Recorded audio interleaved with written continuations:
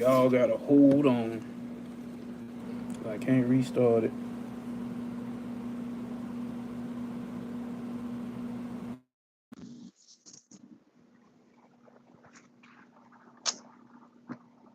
Made me go live.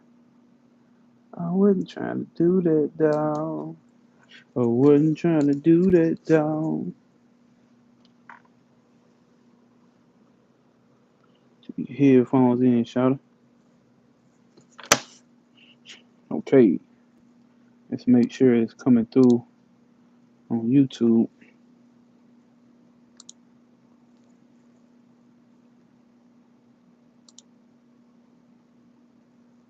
See how clear it's coming through. It's coming through clear. See how clear it's coming through. Yo, it's coming through clear. Yo, yo, yo, yo, yo. Clear is coming through. Yo, it's coming through clear. All right. Coming through clear occult Sunday services. We are getting into it today, chapter 12 of Jnana-Yoga by Swami Vivekananda, dog. We tapped in a rose of flame, my dog. What's happening? What's happening? Hopefully your week has been good, powerful, prosperous, my brother. And any obstacle that arose, I already knew you prospered over it. Ain't even got to guess. Ain't even got to think twice. I'd have made a mistake and hit the live stream button before I was actually ready. So give me 1 second. We about to go over the study guide from last Sunday. Technically, this right here, what we're gonna do today, would be the last chapter of this book. But there is some extra shit, so I asked at the end how people feel about it. I actually think I got the next book that we about to do. I think I got the next book we about to do, man. This non-dual shit has been fucking profound, opening up things that I've already went through, that I've already understood. Lena, hey, how's it?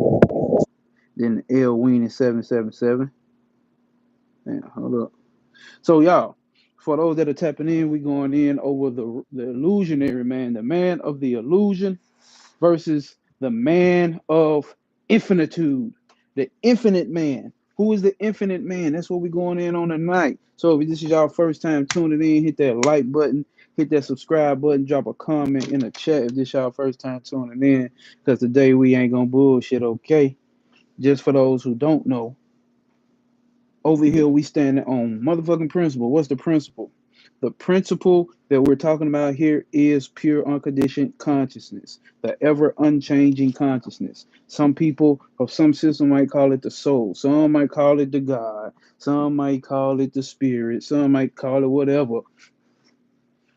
And just like he said, dumb nigga, what's the thing in the back? So who's the dummy here? You're the dummy for not knowing, but I'm the dumb nigga. And the dumb nigga, so check this out. You want the dumb nigga to tell you something. So that right there, that's Jeffrey Epstein. So, um, yeah. So the dumb nigga just asked the dumb nigga a question. So obviously, obviously we got the blind leading the blind here. But yeah, so last week we went over what was the name of the chapter from last year? Atman and his bondage, right?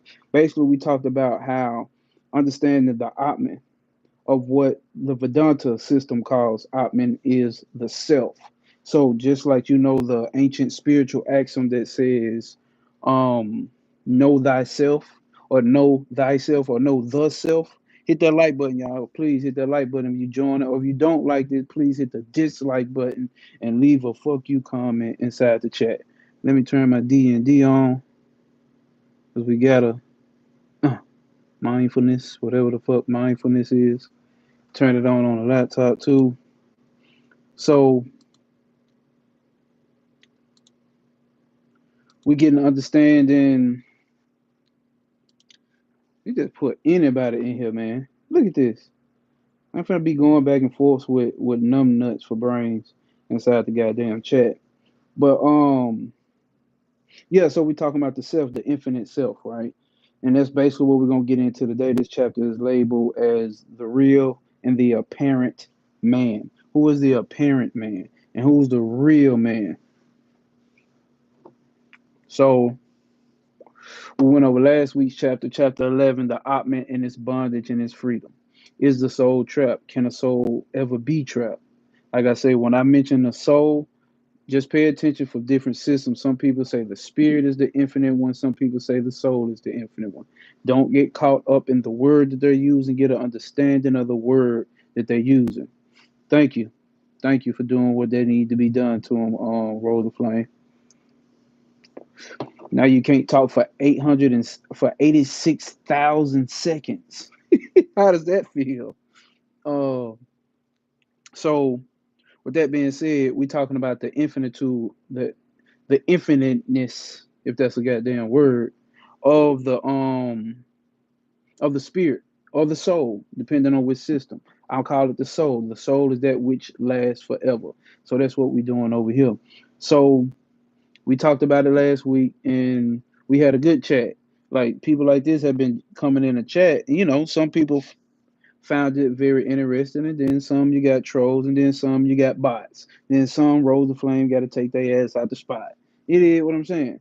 What's my story? My story is on my YouTube. You can go through all my videos. I got 256 plus videos of my story, brother. I ain't giving my story today. This ain't about me. It's about you. This is about we. It's all about the one. You did. So let's see what we went over last week. Just key teachings of the last week study guide. Obviously, if you have not joined the inside the description, hold up. Inside the description, we have the email list. So you can join the email list, and after each chapter that we read, we get a study guide. So something to sit on your mental after the fact. We just ain't gonna pop shit. We're gonna give you some shit to take home and to leave on your mental. Yo, it's Big Dog Stepper. What up, Stepper? What up, Stepper? Michael Olsen said, I fuck with the post. Appreciate it, man. You know, we got the obstacle removal back there. The energy, the form, which represents energy that removes obstacles.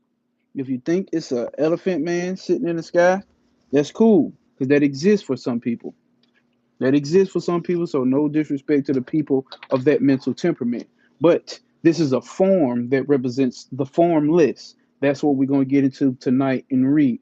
Tonight we are studying from the school of Vedanta, Jnana-Yoga to be more specific. All right? Jnana-Yoga to be more specific. And yes, maybe it is an infinite or whatever God from whatever um we got some people here from India, right? So no disrespect to the culture or anything like that. I'm studying the hidden meaning behind the things, and I'm studying what we're studying right now is Jnana Yoga or Advaita Vedanta, right? Non-dual. So we're dealing with non-dual. So technically, what non-dual systems will call this is a personal God. So some people will have a personal God. Hold up, I got these oils burning. That shit is very strong. That shit is very strong. Damn. So what's the use of a personal God if you're saying there's only one thing that's pure, unconditioned consciousness? What's the use of that? So what does that mean if you have a personal God?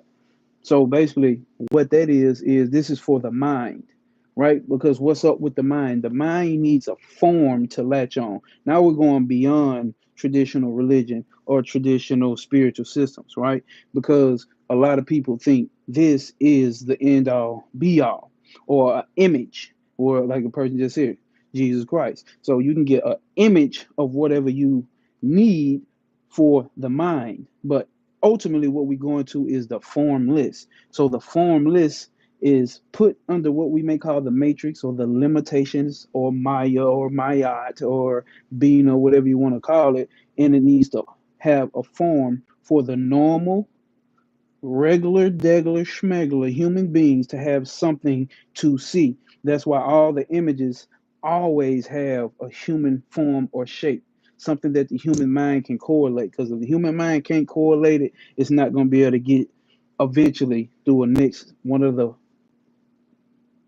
post lifetimes to be able to latch on and grasp the concepts. That's why they give us mythology. You understand why we get mythology? We get mythology because a lot of people cannot conceive of something that's formless. If you just joined, please hit that like button. It's too abstract for people. It's too abstract for people, but that's why I like Vedanta, because it gives you something concrete, straightforward, none of that mumbo jumbo. Especially Swami Vivekananda, right? So let's go ahead. I'll pay attention to the chat soon. Pay attention to the chat soon. The study guide from last week, what did we say? The core theme was you are already free, but thinking you are bound is the illusion. What does that mean? So that means you simply believing that you are limited. You simply believing that you are bound. You simply believing that you are in the matrix is what's keeping you bound. There's no outside force pressuring down on you, telling you that you are bound and you are limited. It's simply the mind. The mind, the body mind complex is what's trapping us. That's what we got to understand. I was saying that on my Instagram the other day. It's like, you got to understand, we're making it hard. The search for this divine is not even a search once you remove the limitation that you placed on your mind, that you got to go through these steps and get up and get to the divine. The divine, what this system call it, is Brahman or the Atman. You know what I'm saying? It's already there. The self is knowledge of the self. So it's already there. JP, you was here last time.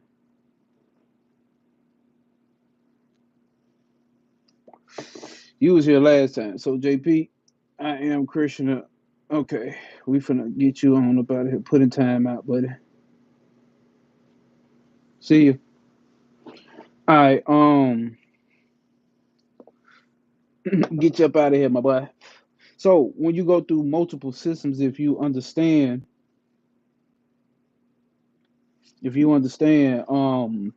what these systems are teaching, because here we do occult. Occult means hidden, because I see a lot of new people coming in. Occult means hidden, so we study the hidden esoteric meaning behind all spiritual systems. Behind all spiritual systems, we study the hidden meaning. We are not here um to pump like super tradition and pump superstition. That's not what we're doing over here. We don't do that. We are advanced beyond that over here. So we really don't give a fuck about the other shit, right? Let's talk about the hidden meaning behind the common known shit. All right? That's what we get into. So, so you think the only reason you are bound is because you believe you are bound. That's the trap of the mind. That's the trap of the thoughts of the mind. The mind wants to exist. So if you're trying to go beyond the mind, why would the mind want to do that? Because that's what's up, Dub VT. Here pushing cosmic principles. Yes, sir. That's what I'm talking about. Pushing that cosmic P, Dub VT. What's happening? So the only thing that's keeping you limited and have you complaining about, oh, the matrix, the matrix, the matrix, the matrix, the matrix, this, we got these matrix women and stuck in the matrix, we got these men and stuck in the matrix, we got all these type of folks that's stuck in the matrix. And you know what, why that is? But that's because you, how you identify. Let me put this in the Discord group, y'all. Sorry, let the Discord group know. Hello to your grandmother. To your grandmother said hello. David Lee, what's happening? What's happening? What's happening? Okay, we're gonna put this in the Discord so we can get going. Damn, I ain't see none of this. Okay.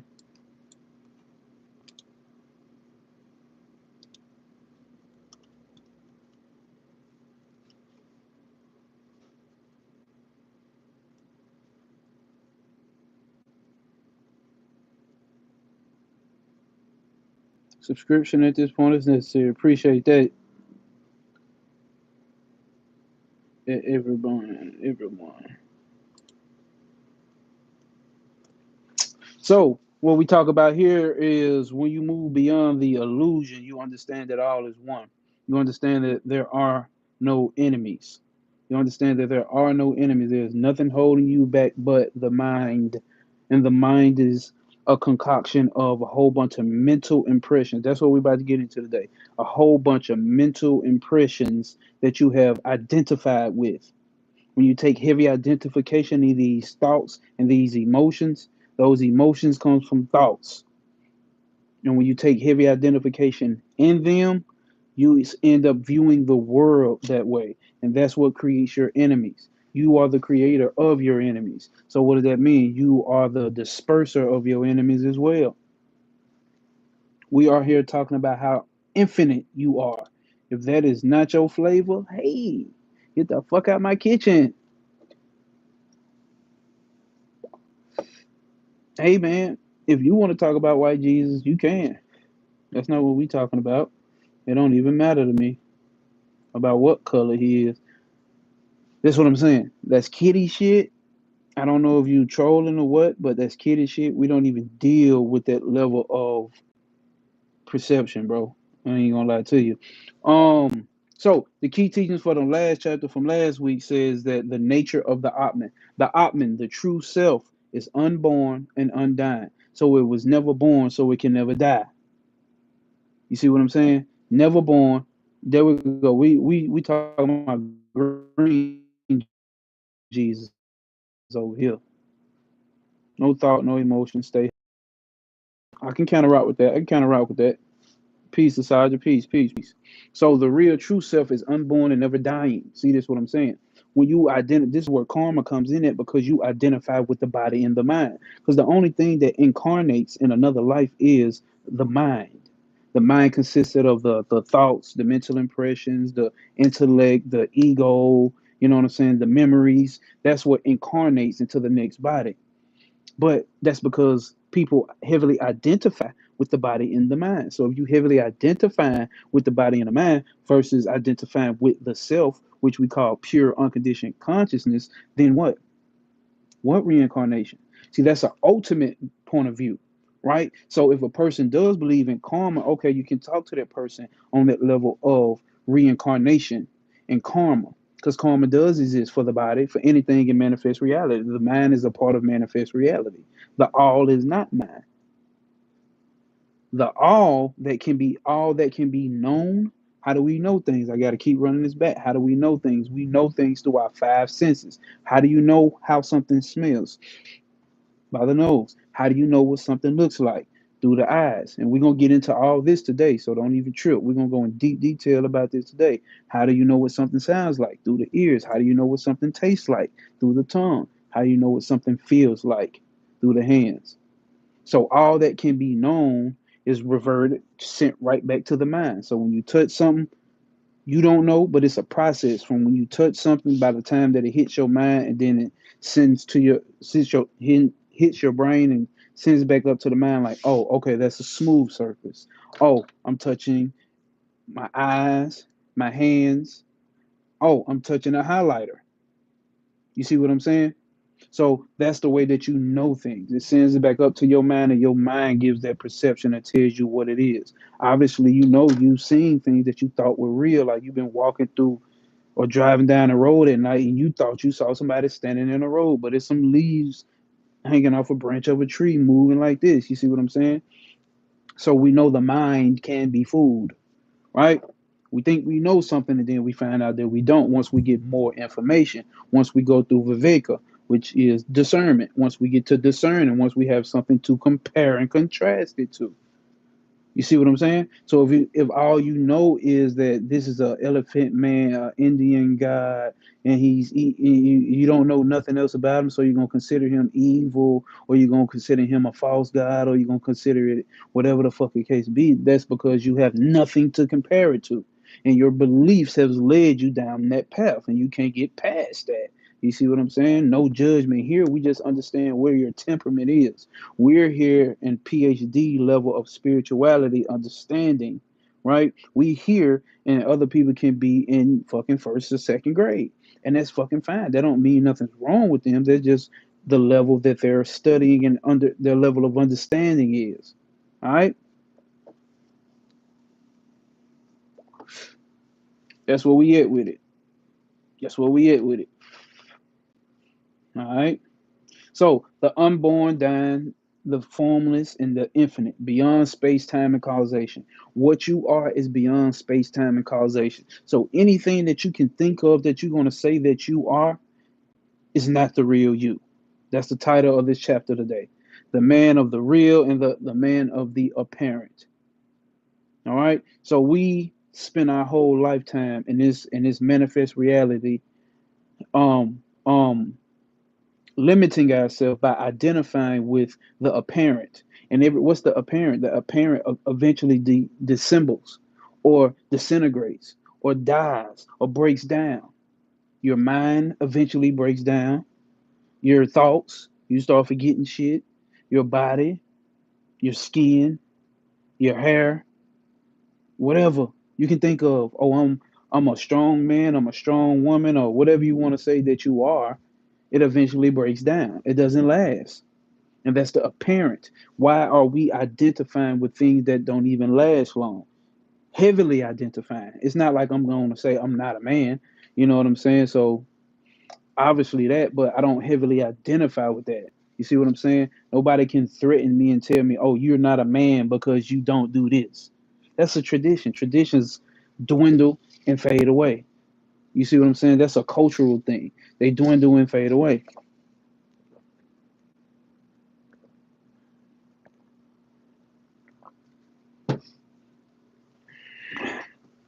I don't know. One love, you tell me. I don't know. You tell me. So we are beyond space, time, and causation. You see what I'm saying? If I'm telling you we beyond space, time, and causation, who cares if you were a fish?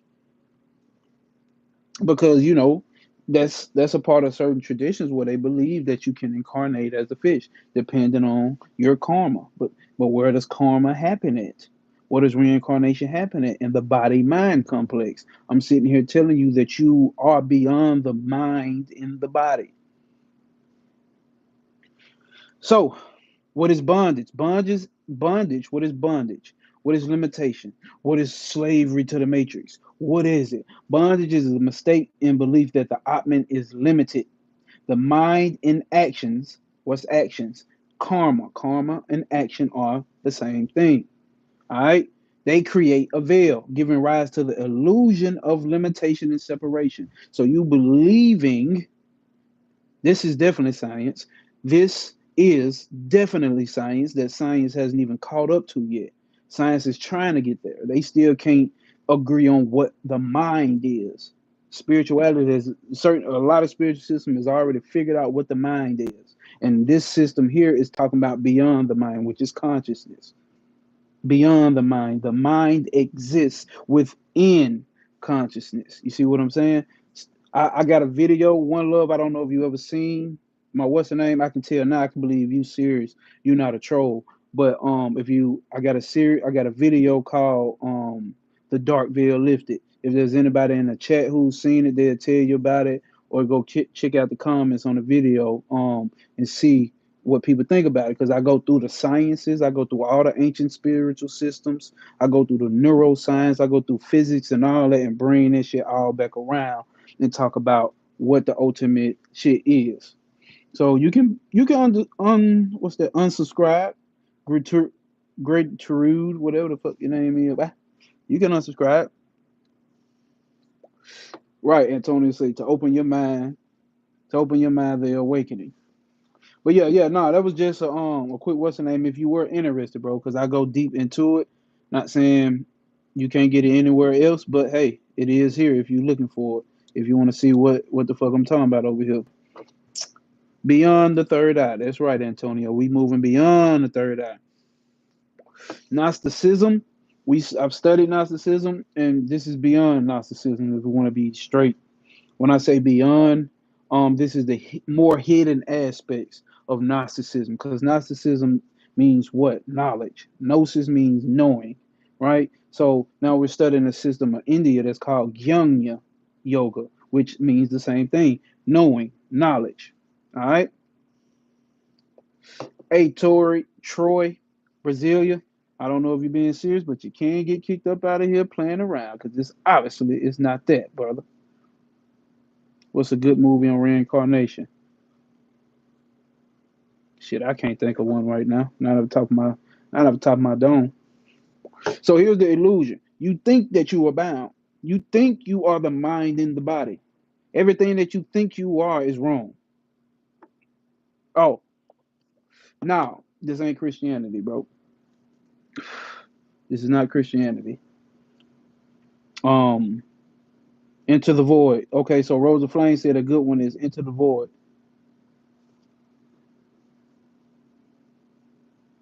Yeah, yeah. Okay, he said on the real square I had an out of body, but I'll leave it there. Yeah. We kind of get in those type of things because we've all had them. So this is the occult, right? So we deal with all of that type of shit, out of body experiences, all of that type of shit, right? But I want you to know the ultimate reality of that happens. Okay, Troy just subscribed. Appreciate you for subscribing, Troy. That's what's up. But ultimately that happens in the mind. That experience happens in the mind. All experiences happen in the mind. Everything that you can ever experience happens in the mind. And the mind is a faction of what we call consciousness. I'm telling you, we about to get into some shit. If y'all here, I would not leave. We are going over the study guide from last week's chapter.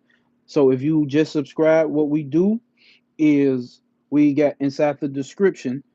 Let me put it in the chat. Inside the description, what we do, we give you a link to sign up for the email list. And inside of that email list, what you get here is, let's make sure, we signed in. Inside of that email list, what you get here is a study guide. Every week you get a study guide. Following a chapter so you can take it home and read over it. All right. Let's put this inside of the chat. Hold up.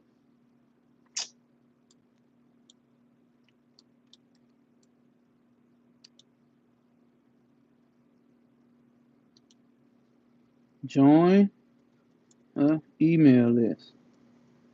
And if you really about that action, if you really on your spiritual shit, we get you inside the Discord.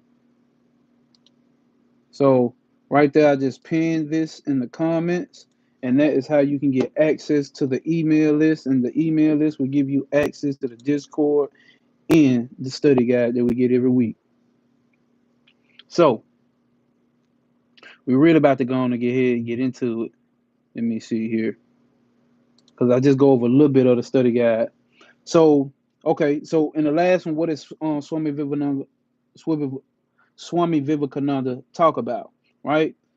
So, what is bondage? Bondage is a mistaken belief that the Atman is limited, which is the self, which some call the soul, right? The mind and actions, aka karma, create a veil. Do you hear what I'm saying? Your mind creates the veil. Your mind creates the limitations of thinking that you are this person in this body within this time, fighting for these rights, working this job under suffering, under Mr. Donald Trump, who's hurting your feelings, giving rise to the illusion and limitations and separation. All right. Like a whirlwind picking up dust, the mind creates false identities and attachments. That's what we're getting here to today. So it says some scars in the wheel of karma. Every thought and action leaves an impression, which is what we call some scars. That's what you got to understand. You who you think you are and the things that you experience comes from a big bundle of mental impressions that you have went through in life. All right, past life and this life. All right, so whatever you leave in a heavy mental, whatever heavy mental impression that's left on your mind is ultimately pushing you towards whatever the fuck your next lifetime, your next experience, your next thought, your next whatever the fuck you want to call it. That's the most important thing to understand. That's why I say spirituality is really simple, bro. Once you understand the factions and the principles of how the mind, we are more than mind. That's exactly what I'm talking about. We are more than the mind. That's what I'm telling you. Oh, I guess you really just reiterating that. We are more than the mind, right? So we are beyond that, right? So the mental impressions is what's pushing you towards your so-called karma. Which what is karma? Action. All right. And that action leads to an effect, cause and effect. That's what karma is. These impressions shape character and future experiences. So, based off of your experiences that you have had in the past, you have thoughts about them. Those thoughts leave strong enough impressions that create your belief, and those beliefs help you create a character, and that character interacts with the world based off of those beliefs. But what's under that? Those mental impressions that's creating your character and who you are as a person, as a mind body complex. So if you understand that, you will understand the simplicity of spirituality. The cycle of life and death, reincarnation is propelled by these, right? So those mental impressions. Luminary, my guy, SO motherfucking Pete, dog. Y'all hit that like button if you just joined it. Mhm. So, and here they call the jiva, the individual in bondage. This mis mistakes this cycle as their true nature. So we could be mistaken who we are as the mind body complex. Oh, I was a king back in the day. I was a queen back in the day. Um, what what I was playing? You don't sleep on that book of demons. I just did. If you want to get fucked up on karma and reincarnation. Okay, Rose of Flame. Yeah, I ain't got that. I ain't got that book.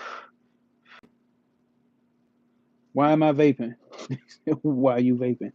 Why would I not vape, bro? I'm actually about to smoke some crack. If you want to stay and watch me smoke some crack, you know, if you was over here, you can hang out and smoke some crack with me as well. He said, "Folks, grave on folk them grave." All right, so I feel like that's enough understanding that. I just wanted to let you know and recap a little bit and let you know that it's the mind that's creating the illusion. It's the mind that's creating your belief. Like somebody can believe you're not spiritual if you don't eat vegan. You're not spiritual if you're smoking vapes and it's bad for your lungs. You're not spiritual if you do that. You're not spiritual if you don't drink alkaline water. You're not spiritual if you don't have this. See, that's heavy body mind identity when we're sitting here telling you you are beyond the body and the mind. You see what I'm saying? So some people can't see past that.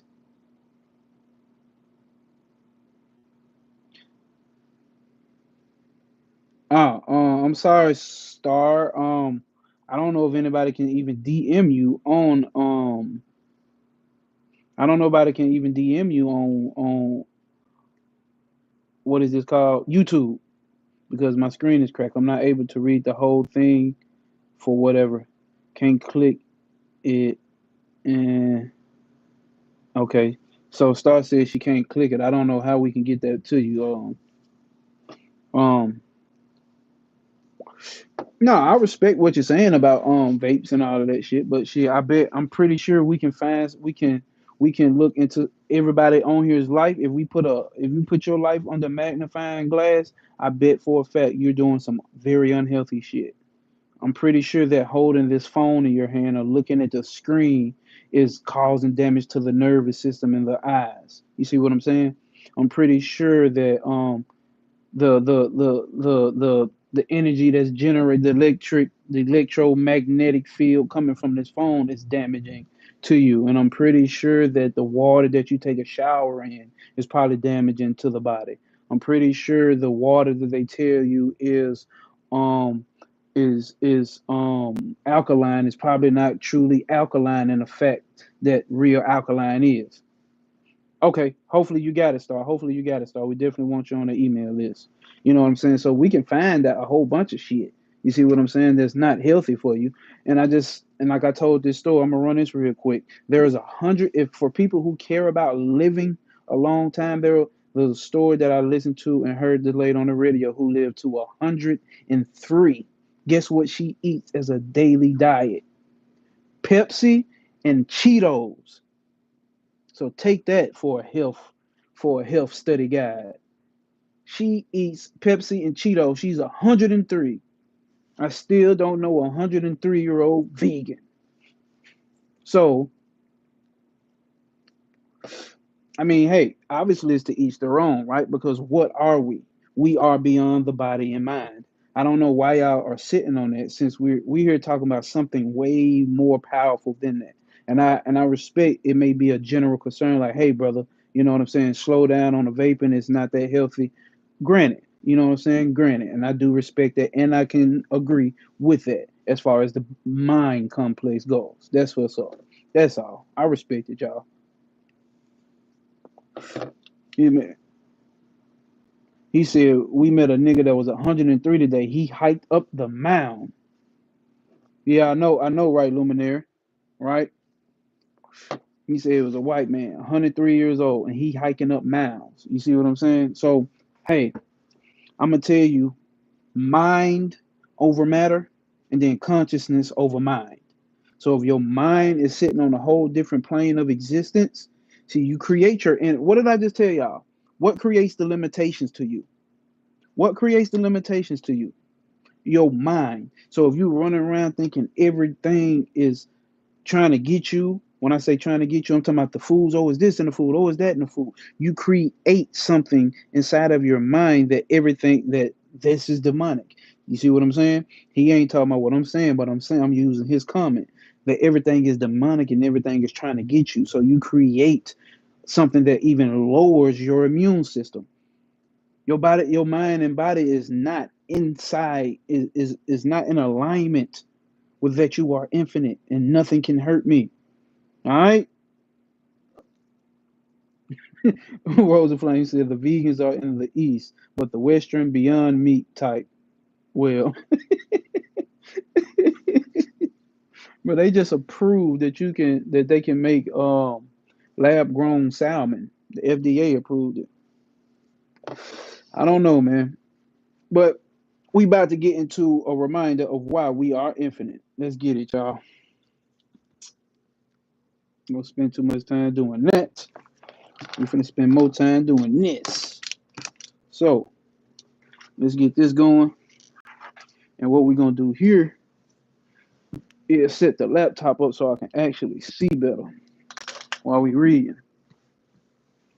3D printed food. That's the times we living in, y'all. And you know, hey, think about how many people are on this planet. You know what I'm saying? Like, it's a lot of people on this planet to try to keep eating the same shit that they've been eating and used to. That's pretty difficult. I'm not with the lab grown shit, but if you can grow meat in a lab, oh shit, damn. Well, Coop, Coop, what's happening? What's happening? What's happening? What's happening? Did you see El Nabi Nashville rapper? I'm ancient versus phase one rapper. Oh, no, I ain't see it. I done heard of phase one, and I don't know if I know El Nabi from Nashville. I don't think I knew him when I was down there, unless he got a different name now. Unless he got a different name now, bro. So I'm not even sure. But no, that's some send that motherfucker to me on Facebook or IG or something. You know, I'll check it out.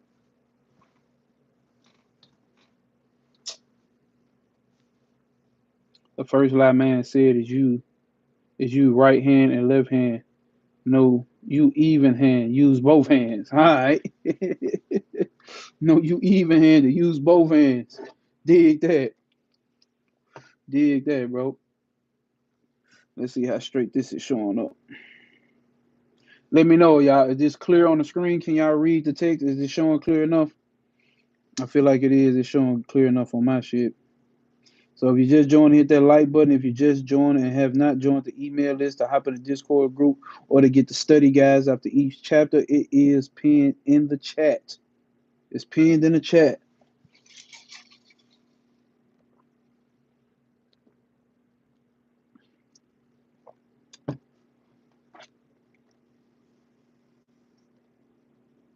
Oh shit. He tried. Oh, so L had on a Baphomet shirt. Okay, okay, okay. L tapped in then. Okay.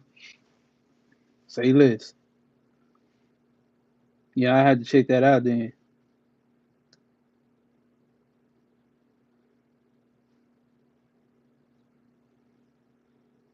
Hold up.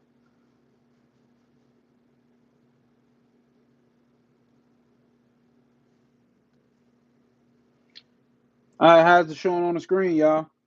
Can y'all hear me clear? Is it coming through clear? I want to make sure before I start reading.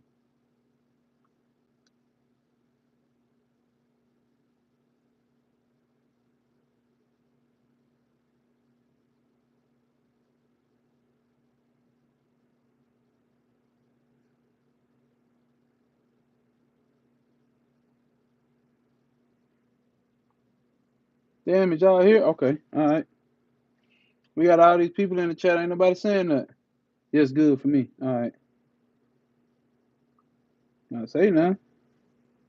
4 level elevation. Evil man, little man, gentleman, astral man. All right. We finna get it started. Where's that other? I'm trying to get my chat to show up on my laptop and it's tripping. Restore chat. All right, there we go. All right. We all in. We all in. So, oh yeah, if you're part of the email list, you should already have this study guide inside of your email. If you're new to the email list, make sure that you check your spam mail. Make sure you check your spam mail. You definitely have this email sent out to you. Today's title of the chapter is The Real and the Apparent Man. For those that are just joining and did not read the title inside of the YouTube, it says Jnana-Yoga by Swami Vivekananda. All right. So let's get to it. 1896, this man was over here talking this shit in America. 1896.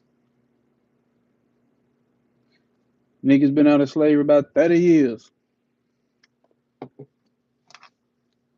Here we stand, and our eyes look forward.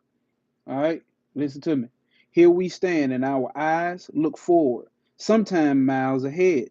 Man has been doing this since he began to think. So, what has man been doing since the beginning? Looking forward, looking into the future. Yeah, all right? Well, everybody talking about time is an illusion. All we do is look to the future or the potential, what we may believe the future is, right? Subjective as hell. Shit, man. Hold up, y'all. I done broke my damn lamp. I need to get this into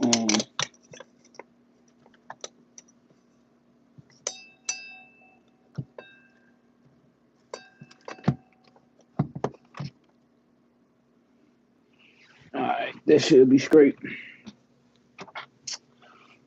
Alright, here we stand, and our eyes look forward, sometimes miles ahead. Man has been doing this since he began to think. He is always looking forward, looking ahead. He wants to know where he goes, even after the dissolution of this body. Various theories have propounded. System after system has been brought forward to suggest explanations. Some have been rejected, while others have been accepted, and thus it will go on so long as man is here. So people gonna be debating and arguing about what's this right, what's that, and what's this and that. As long as man is here, as long as man has a mind, nigga is gonna be doing that shit, bro. And those that come over here, we should be beyond that. We should be trying to find the unity and the diversity. So long as man is here, so long as man thinks, there is some truth in each of these systems. There is a good deal of what is not truth in all of them. I shall try to place before you the sum in substance, the result of the inquiries in the line that have been made in India. In this line that have been made in India, I shall try to harmonize the various thoughts on the subject as they have come from time to time among Indian philosophers. I shall try to harmonize the psychologists and the metaphysicians, and if possible, I shall harmonize them with modern. Hold up. I shall harmonize them with modern scientific thinkers also. So we're not stopping there at ancient shit. And one thing I like about Swami Vivekananda, he says that these spiritual systems should be placed, hold up, should be placed under the same scrutiny as science. Because if spiritual systems not growing and not adapting, then what's the use of them? You see what I'm saying? What's the use of them? They not growing and adapting. That's why a lot of Abrahamic religions lose a lot of people because We got shit that science they not getting in alignment with science. I'm not saying just submit to what science is saying, but it's like science is proving this shit, and we see it on the day to day. But they still not updating their systems, right? So the systems need to be updated. So what it says here, the one thing of Vedanta philosophy is a search after unity. Listen here. The one theme of the Vedanta philosophy is the search after unity. The Hindu mind does not care for the particular. It is always searching after the general, nay, the universal. So there's a difference between Vedanta and Hindu, right? There's a difference between Vedanta and Hindu.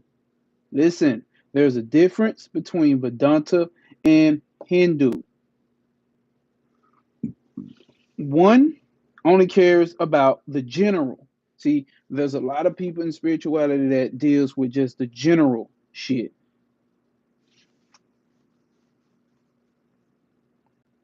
Okay, let me answer this question. Okay, let me answer this question. Brother, would you say you're closer to the black Israelites, the 5%ers, or the Nation of Islam? I get I got a feeling I know the answer, but I just want to hear you. No, none of that. I would not identify with none of that, brother. None of that I would identify with, but I do believe every last one of those systems that you name has some truth and principle within them. But I am none of that. Not at all. If you had to ask me what I am, the best thing I can give you, just for people to get an understanding, for those that really do understand, I would say occult. That means I study the hidden. But then again, I don't even take that title. I am is all that I am. If you want to be quite honest, I'm none of that. All right. If we want to be quite honest, I'm none of that. So I'll study. Let's see here. Shit. I'll study this book. Can you see it on the Bible? I'll study that book. Then I'll study some ultimate evil shit like this that people call evil. That made people leave right there. That made people get up off of here. Maybe people want me to be a part of some like organized religion, but I'm not. I am here in search for the true self, the soul. What am I? Who am I? Who is the real I? That's what I'm here for. I'm not with the dogma, and I'm not coming at you like that. I'm just answering the question because I know there are new people that are joining. I'm not with the dogma, and I'm not with the heavy what would you call it? The heavy traditionalism. That's not what type of time I'm on. All right. Let me see. Nice. Okay. Yeah, but I'm not against none of that. But I don't get down with that because there's group mind thinking. I'm not really on that. I'm about understanding who we are ultimately. The studying the part of us that never dies. Tradition dies. Religion dies. It fades away. Another 5,000 years, nobody will remember none of that shit. You know what I'm saying? So what's that lasts forever? That's what I'm talking about. The soul, pure unconditioned consciousness. That's when I'm placing my identity in versus the thing that the mind creates. Like, all right, JP, you're gonna get your ass put out of here. I don't even know. You just putting a lot of stuff. You're just putting a lot of stuff, so I can't really tell what you're saying. Let's continue, bro. All right. So a lot of like, here's the thing here: Hindu and Vedanta are two different things, right? So the Hindu mind does not care for the particular. It is always searching for the general, the universal. And what I'm telling you here is we are beyond the universe. We are what we are is beyond the universe. The universe exists inside of us. The universe exists inside of us. What is us? That's what we're getting into today. That's the real self. When it's talking about knowledge of self, this is the real self we're getting into. We're not dealing with the mind. All right. The Hindu mind does not care for particular. It is always searching for the general, nay, the universal. So here's a quote. What is that by knowing which everything else becomes known? That's what I'm talking about. What is that one thing that we can know? By knowing that one thing, everything is known. What is that? This is the one thing. This is the one theme of Vedanta. Vedanta doesn't care about Mercury in Aquarius. Vedanta doesn't care if the black man was the first one. That's cool. And I believe black people were the first people on the planet, but so the fuck what? How does that get to me to my ultimate reality? How does that get me to merge or to identify with the soul or pure unconditioned consciousness or the ultimate of the ultimate of ultimates? What do I care about what Donald Trump is doing? What do I care?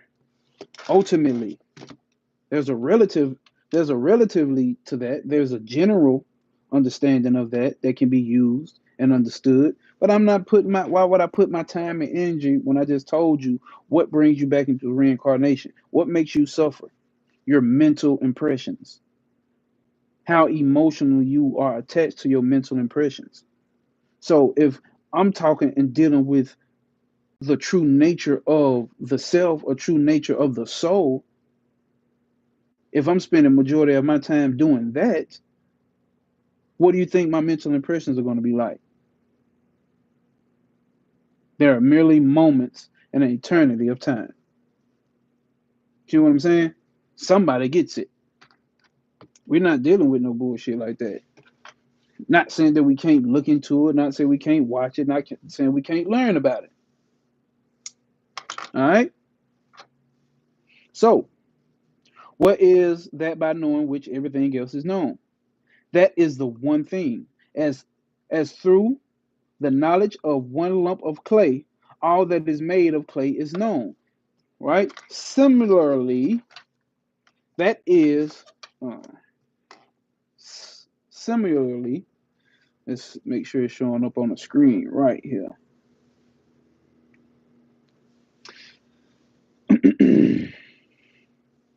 Let's make sure it's showing up on the screen right. It's showing up about the best it's gonna show up. Similarly, that is what is that by knowing which the whole universe will be known. This is the one search. We're talking about what Vedanta is talking about. One part of this phenomenal universe, according to the Hindu philosophers, can be resolved into a material, which they designate as Akasha. All right, y'all hearing this?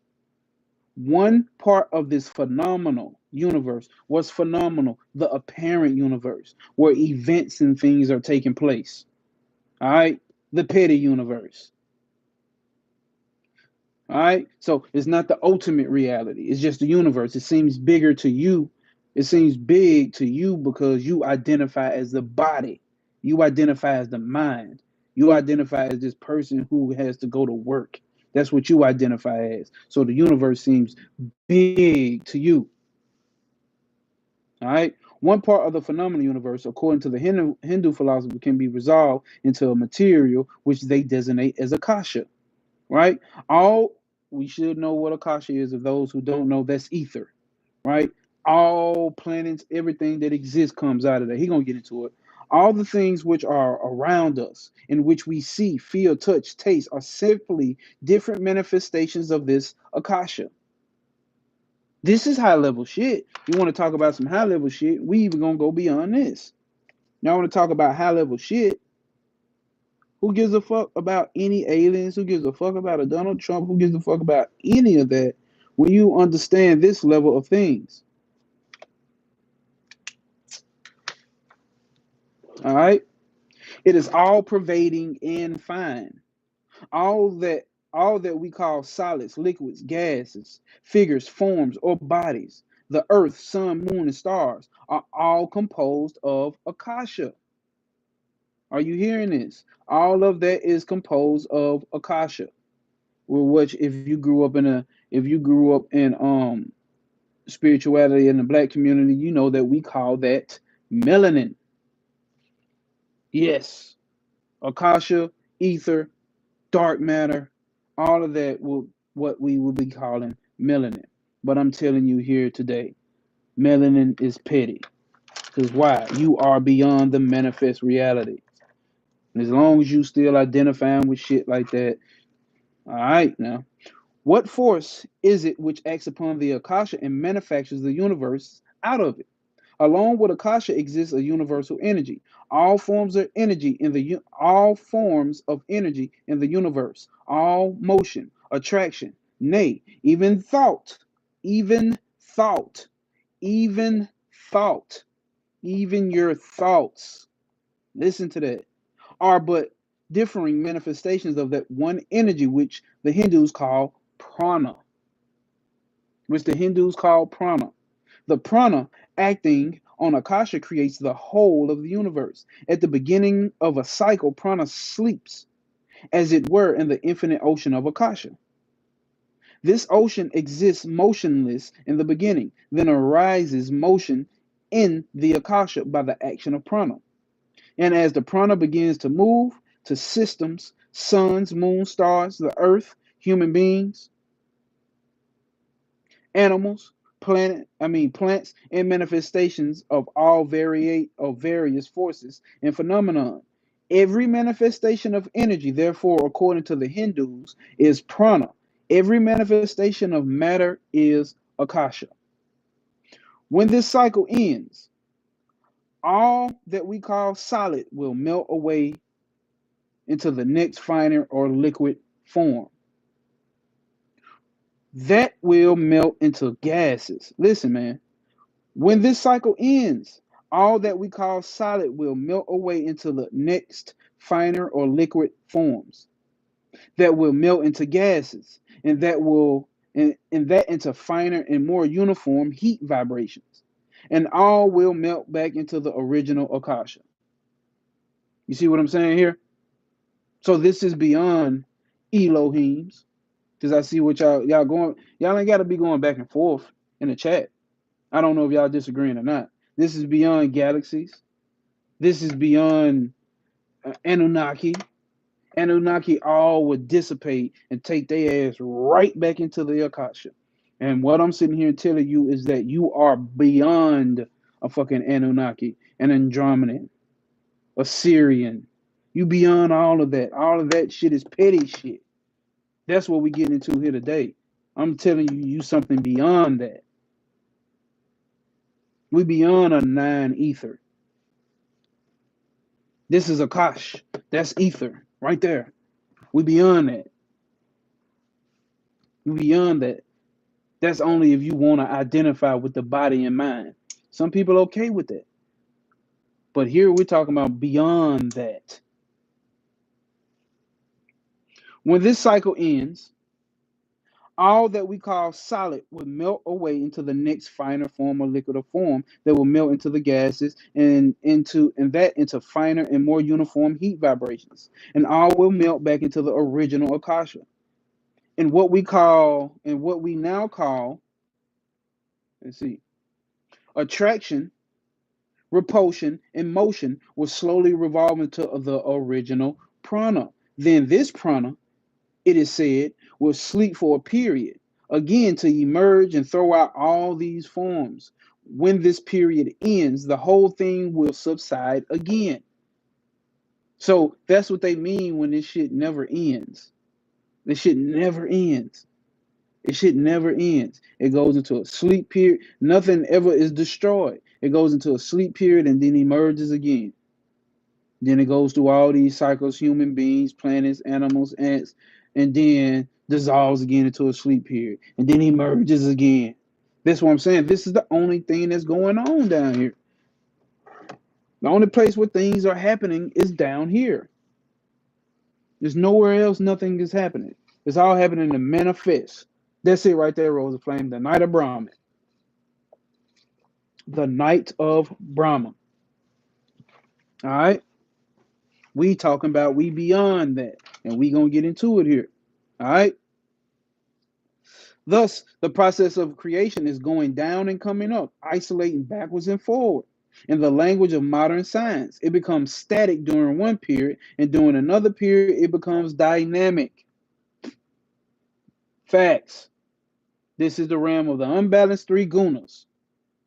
Come on now. So at one time, it remains potential. What do we call potential energy? We know that's chaos. Ain't that what we call chaos? All right. And at the next period, it becomes active. This alteration has gone on through eternity, yet this analysis is only partial. See what I'm saying? So this is a Vedantin telling you that the Hindu has figured all of that shit out, and a lot of people mind and spirituality and in level of thought don't go past that. Okay, a lot of people level of thought don't go past that. See, we can get deep into you can get real deep into some shit like that. You see what I'm saying? You got people who going deep in on shit like that. But what we are here to understand is we beyond shit like that. Ether and earth, water, air, fire, and fourth dimension, fifth dimension, sixth dimension, and other dimensions and star seeds, and we beyond all of that shit, man. That's what's keeping your ass in incarnation. That's what's keeping your ass in suffering. Because people want aliens and ancestors to come back and save them. When you right here, right now, you can save your goddamn self because there's nothing but yourself. Who else could it be?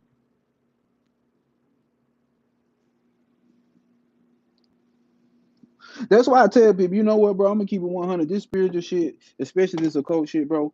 It may be safer for people just to stick to traditional religion, because you ain't people ain't about taking spiritual accountability. Not just accountability in regular life. I'm talking about spiritual accountability. Niggas don't want to take accountability. That it's all you. That it's all you. Nobody wants to take accountability that it's all you. And you gotta save yourself. People get to talking about I'm God, I'm God, I'm God, but at the same time, you don't want to take responsibility. You still want to talk about my ancestors coming back and helping me. Leave them alone. They're going through their own transformation. If you stand up and handle your work and do your business, then they taken care of because they can't go nowhere but back inside of you, the infinite you. Yeah, that'll make somebody get up off of here. You see, folks jump up off of here. Yeah, that'll make somebody get up off of here. We are beyond all of that. We are beyond all of that. What Bobby Hemming say? Stop thinking like a fucking human. All right. Where's my pen? Shit.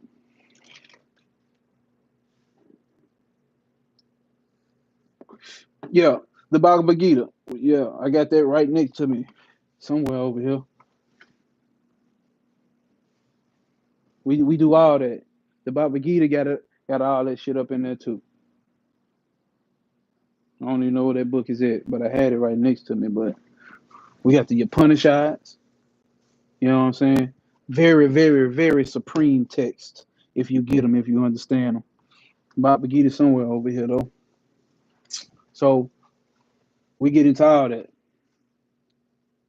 But all right. This much has been known even by modern physical science, right? That was only part of the analysis, which you can go deep into that, but we beyond that. So, and that's only partial.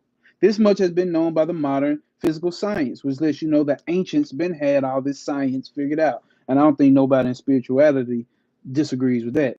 Beyond that, the research of physical science cannot reach. Beyond that, the research of physical science cannot reach. And this is what I told y'all in the Dark Veil Lifted video. This is why we have a limited view of who and what the fuck we are, because we are using a scientific, a highly analytical, or no, a highly logical system that is based on materialism, that's based on things that can be quantified. You see what I'm saying? That's why we always trying to quantify shit. Oh, I'm on spiritual level 6, or I'm on fourth dimension, I'm on fifth dimension, or I got this much. You know what I'm saying? Like it's always a number. They like things that they can quantify. If things can be quantified, if it can be measured, that means it's limited. That means it's limited. And we're sitting here telling you that you are infinite. There is no number. The number doesn't exist. But guess what? The human mind can't latch on to that. The human mind cannot latch on to something that does not have a number, that can't be limited. Think about that shit. Everything that you think about, the mind sets the limit because the mind is limited. That's why I say the all is not the mind. The mind is limited. The universe is limited. Right. What Star Bright just said. You can only measure what you can see. And I would even throw in, just to clarify, you can only measure what the senses can sense. See, taste, touch, smell, feel. See, you can only measure that. So if you stuck in something that you trying, so if you stuck with a mindset of what I can measure, you already lost. You ain't gonna be able to get nothing like this. This is the highest advanced teaching. And I'm not just saying that, oh, Vedanta is the only one that's teaching it. No, shit, it's in the goddamn Bible if you want to be straightforward. Shit, it's goddamn, it's in the Kabbalah if you want to be goddamn serious. You see what I'm saying? It's in Kenneth Grant Knight's Side of Eden if you want to be serious. You see what I'm saying? You know what I'm saying? It's in the Sufi systems if you want to be serious.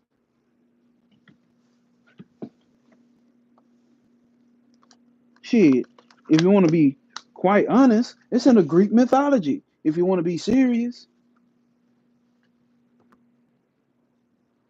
like if we want to be real deal with it,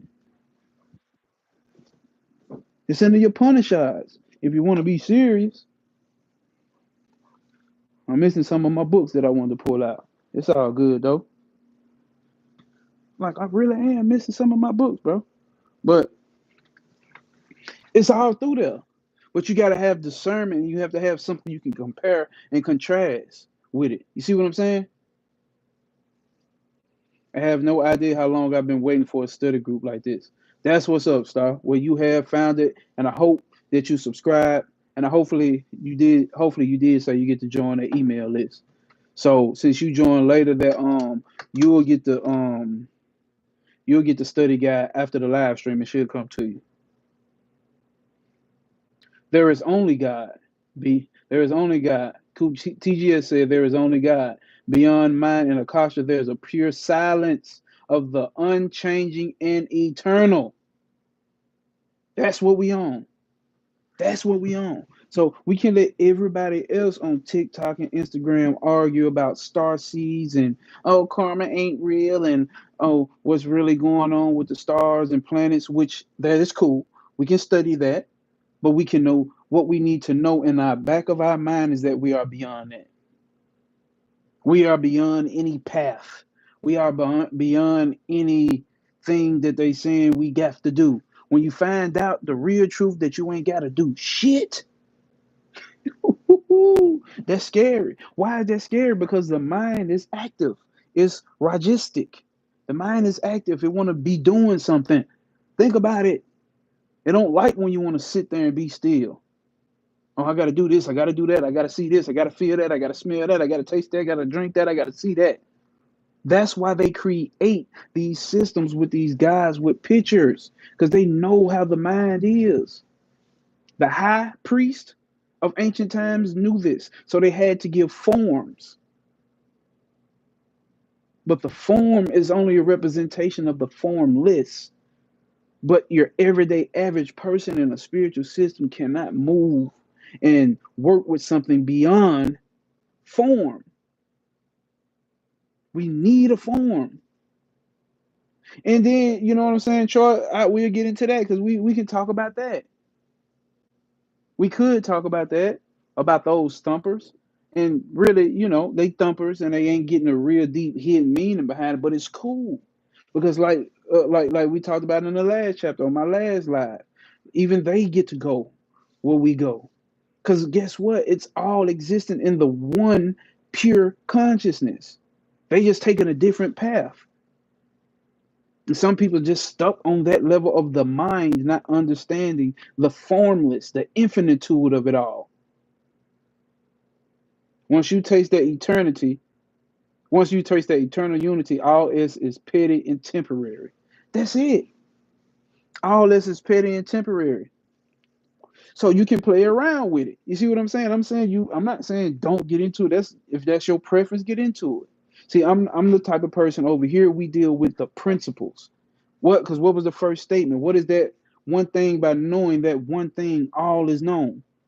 I don't so if I know that all of these um all of these objects are made up, like the cup, the pot, the plate, if I understand the underlying principle is clay, I don't need to understand everything else. I understand the principle. It's clay. No matter which way, when you break it, when you set it on fire, it's clay. No matter which way you shape it, you can take that clay and make it into a sculpture. It don't matter. It's clay. I understand the principle. So if I understand the underlying principle, I can understand all of this shit. And this over here is why we call this cosmic P. For those that are just joining, we calling this cosmic P. So you join the email, it's called the cosmic P pushers. What's the P? The P is pure unconditioned consciousness. No, your consciousness does not rise and fall. It doesn't. You don't go in and out of consciousness. No. And we're going to get into that for the new ones that are here, if that doesn't make sense to you. All right, because this is a long chapter, y'all. Let's get back to it. Hopefully, y'all can stick around the whole time. Okay, this much has been known even to the modern physical science. Beyond the research of the physical, beyond that, the research of physical science cannot reach. That's why they're never going to be able to understand what the mind is. That's why they can't agree on what the mind is. That's why they can't understand what consciousness is, because it's not measurable, it's not quantifiable. But the inquiry does not therefore stop. So the inquiry, it doesn't stop right there. Some people stop right there. Some people stop at ether and dark matter. Some people stop there and claim their divinity in that. Oh, but we don't over here. But the inquiry does not stop therefore. Does not therefore stop. We have not yet found that one thing by knowing of which everything else is known. We ain't found it yet. Let's keep going. We have resolved the whole universe into components, into what are called matter and energy, or what the ancient philosophers of India called Akasha and Prana. The next step is to resolve Akasha and Prana into their origin. So now we finna dissipate your nine ether, or your prana, or your energy, or your vibrations. We finna gonna nip that shit on in the bud, right? Both can be resolved into a still higher entity called mind. Mind. It is out of mind, Mahat, right? So if you understand this system over here, they call that Mahat in the East, all right? The universal mind, the universally existing thought power, that these two have been produced. So Akasha and Prana have been produced out of the universal mind. Thought is a finer manifestation than either Akasha or Prana. So when they say finer, right? So you got fine sugar. So it's been grinded down to the most subtle part, to the most thinnest aspect of it, right? So we're going to the most subtle levels here. It is thought that splits itself into these two. The universal thought existed in the beginning, and that manifested, changed, evolved itself into. Hold up, let's start over because I'm reading too fast. It is thought that splits itself into these two. The universal thought existed in the beginning, and that manifested, changed, and evolved itself into these two, Akasha and Prana. By the combination of these two, the whole universe has been produced. That's where you get all this mind from. They understand that level. They ain't going past that. We next come to psychology. I am looking at you. The external sensations are brought to me by my eyes. Now we're going to break down your whole experience, right? What Cool say, that's heavy. Facts. Now let's break it down to your mind. That's why I got a video called the mind of God. If you want to understand how the mind of God works, understand how your mind works. That's why I say if you want to understand the spiritual shit, you really need to understand how the mind works. How the mind works. What's its functionality? All right. I am looking at you. The external sensations are brought to me by the eyes. Did you hear that? The external sensations are brought to me by the eyes. I don't understand why this shit is just so crooked when it don't have to be. How does that look? Because I want it to be straight as possible. Let's see.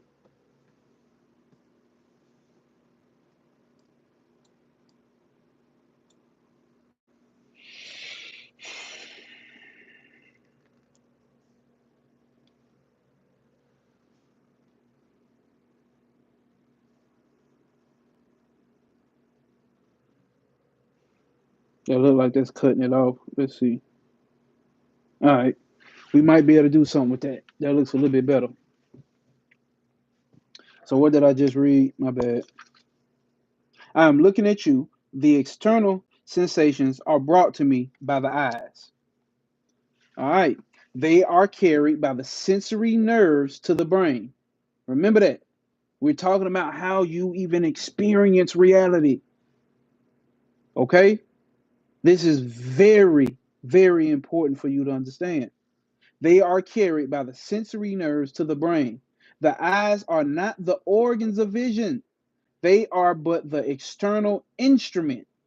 Because if the real organ behind that which carries the sensation to the brain is destroyed, though I may have 20 eyes, I cannot see you. Mystical Koala, appreciate you. Catching another live stream. It's been a minute. Hopefully everything been good on your end. Mystical motherfucking Koala. Yeah. Did y'all hear that? We're gonna read that again. You need to understand this.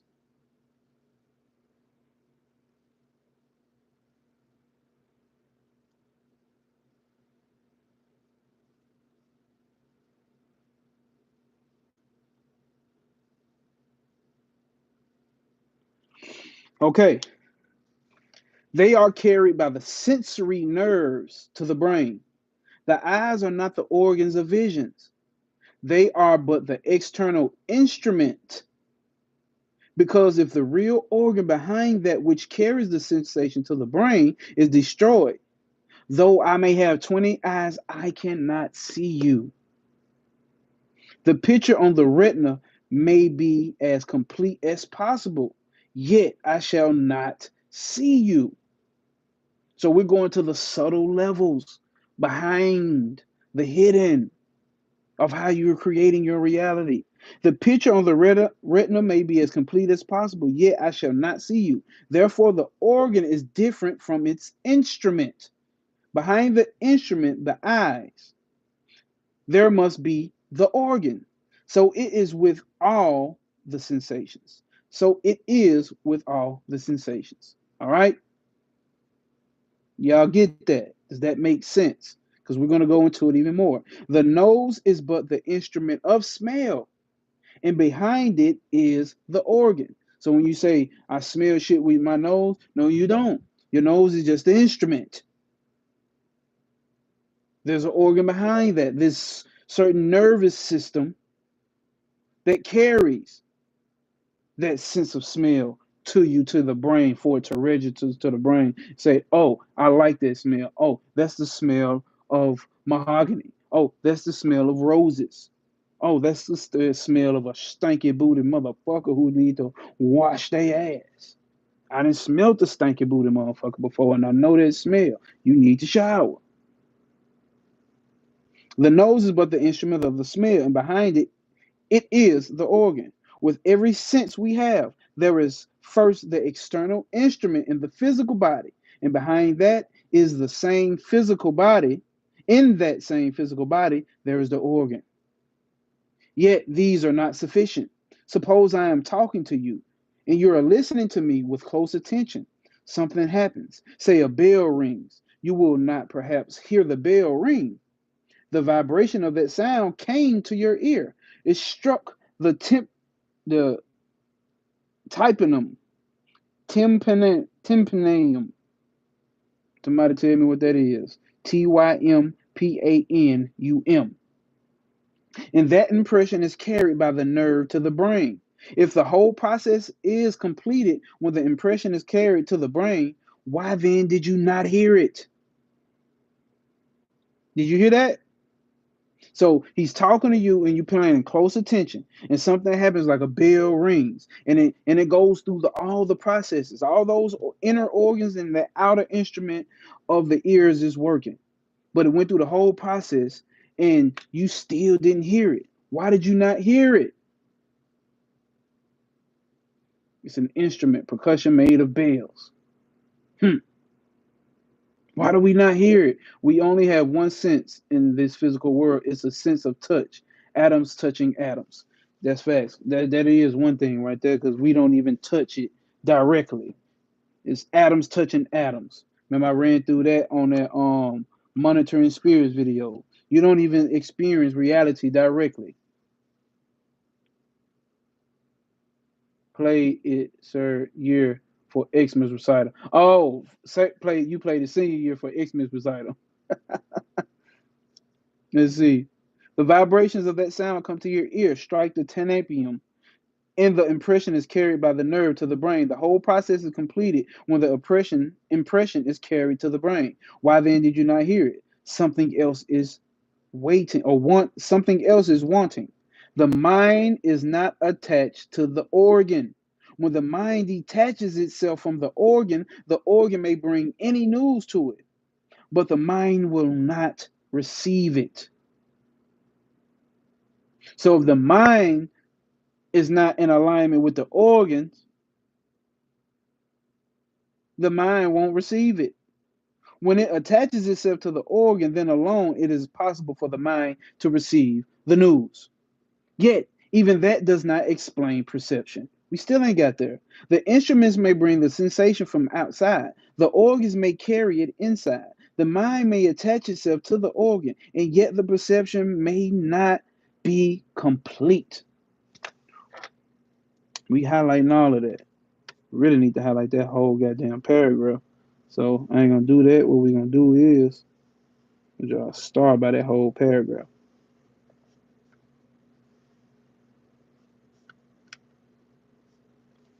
So you see what I'm talking about when people get talking about, oh, I feel like my feelings. Man, that shit didn't pass through so many factors by the time you get to when you start talking about how you feel.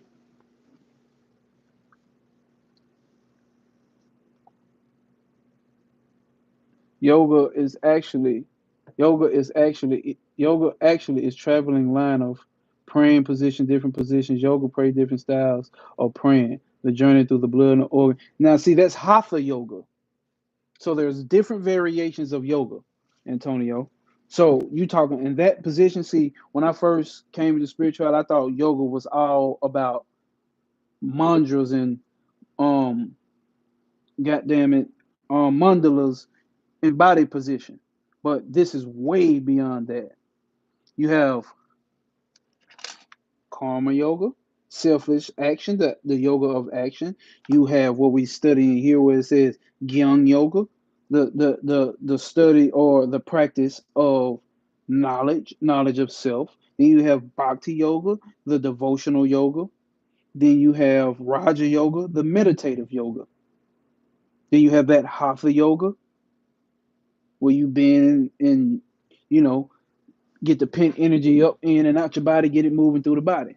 So there's so many levels of yoga, and I'm or of the Jnana yoga, right? The yoga of knowledge. But I got some karma yoga in me. I got some bhakti yoga in me. I got some Raja yoga in me. I really don't got no hatha yoga in me though. I ain't gonna lie to you. Maybe one day. All right. So it says, we're gonna read that sentence again so we can make sure we know where we at. Yet, that does not even explain perception. The instruments may bring the sensation from outside. The organs may carry it inside. The mind may attach itself to the organ, and yet the perception may not be complete. One factor is necessary.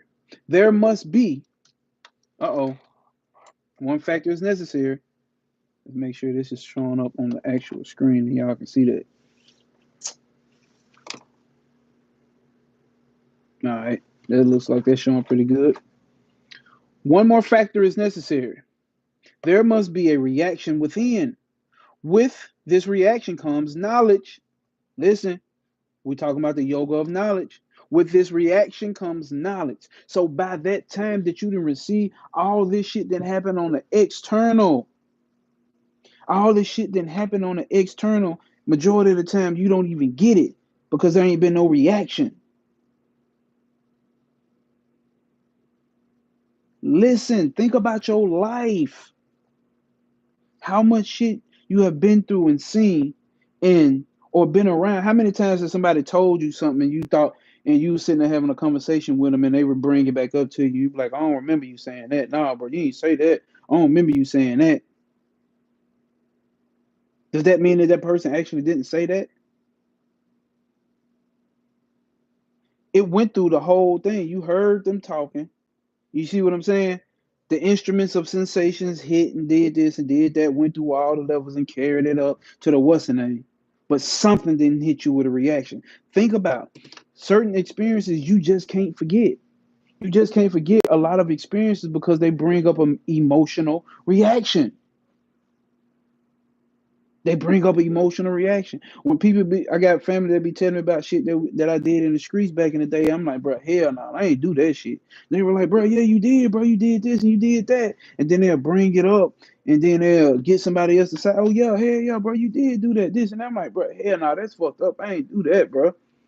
And then they'll run back the whole day. I'm like, yeah, I remember that day, and for some reason that whole part is blanked out.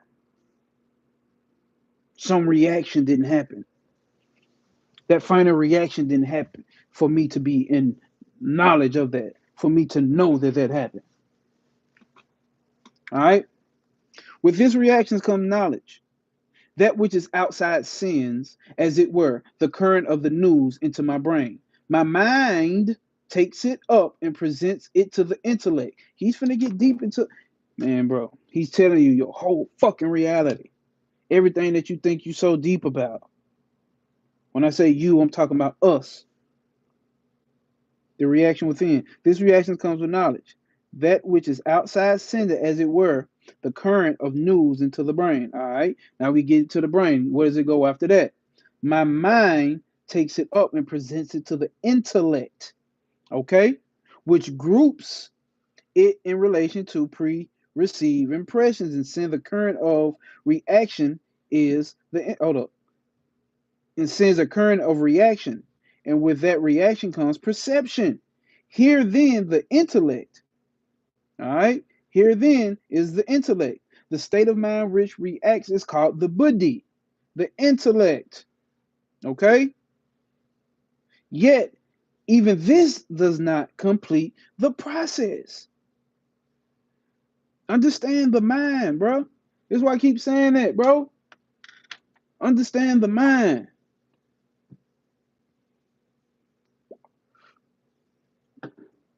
Understand the mind, man. Look how many levels and stages it goes to before you get to say, I know something or I remember something.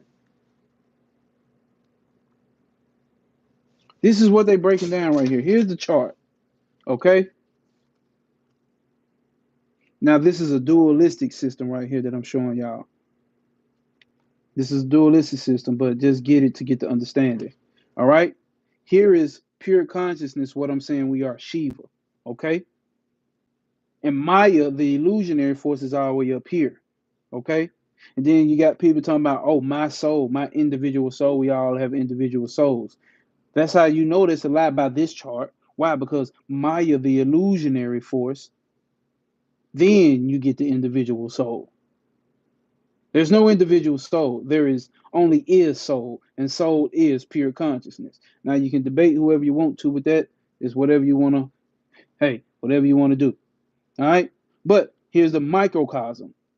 The first thing out of the creatrix or the matrix is what? Intellect. Then you have ego. Then you have memory. Then you have the analytical process of the mind. All this is the mind. Then you have the five elements, which are your five senses. Then you have your sense organs. Then you have your 10 sense organs. He's breaking down this whole process right here, brothers and sisters. How your whole matrix is created. That's why I put on my YouTube, my Instagram. You are the motherfucking matrix, nigga. You the matrix. You the matrix.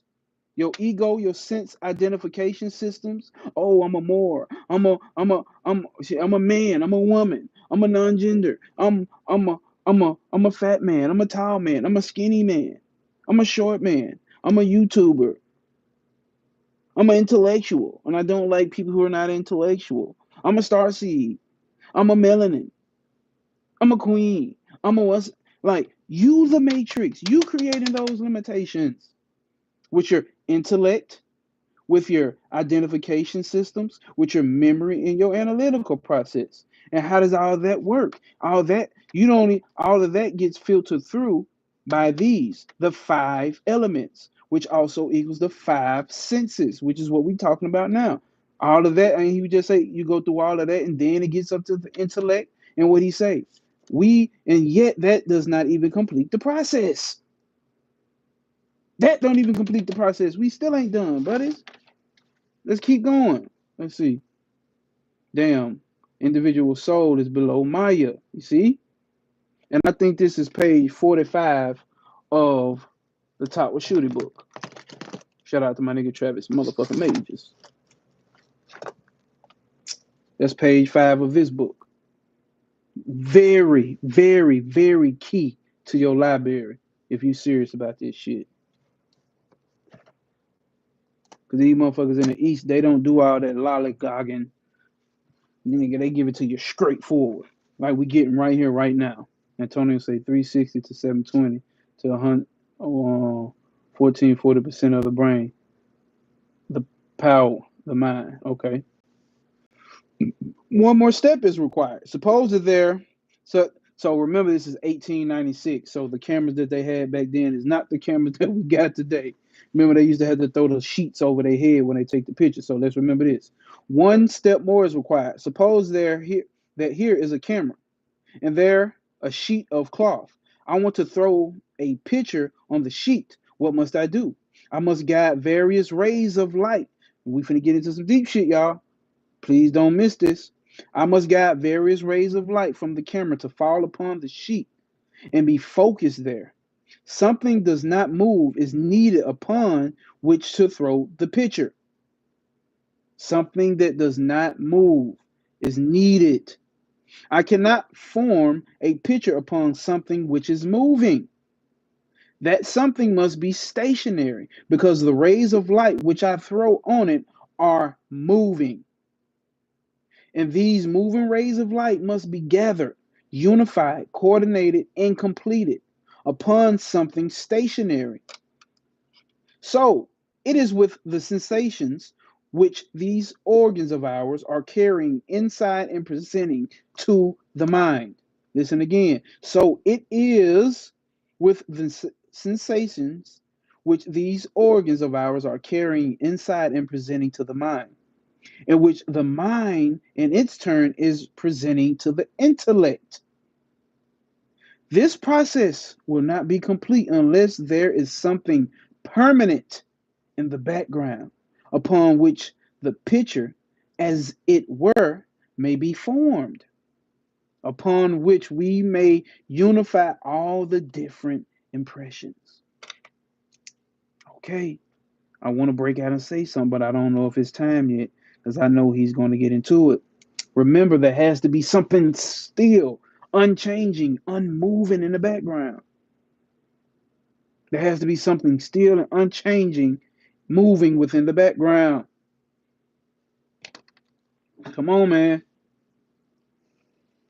Come on now. This ain't that play spiritual shit. This is the real deal shit.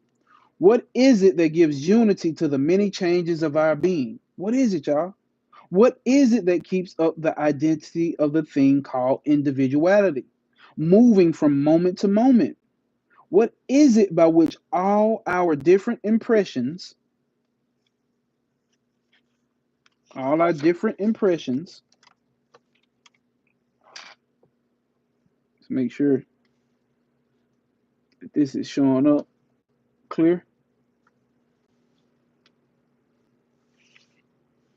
What is it where all of our different impressions are pieced together and where the perceptions, as it were, come together, blend, and form a united whole? What is this? We have seen that there must be something, we have seen that there must be something to serve this end. And we also know that, relative to the body and the mind, that something must be motionless. Sunshine Chick, peace, peace, peace. My girl, what's happening? What's happening? Comment, Pete, push up.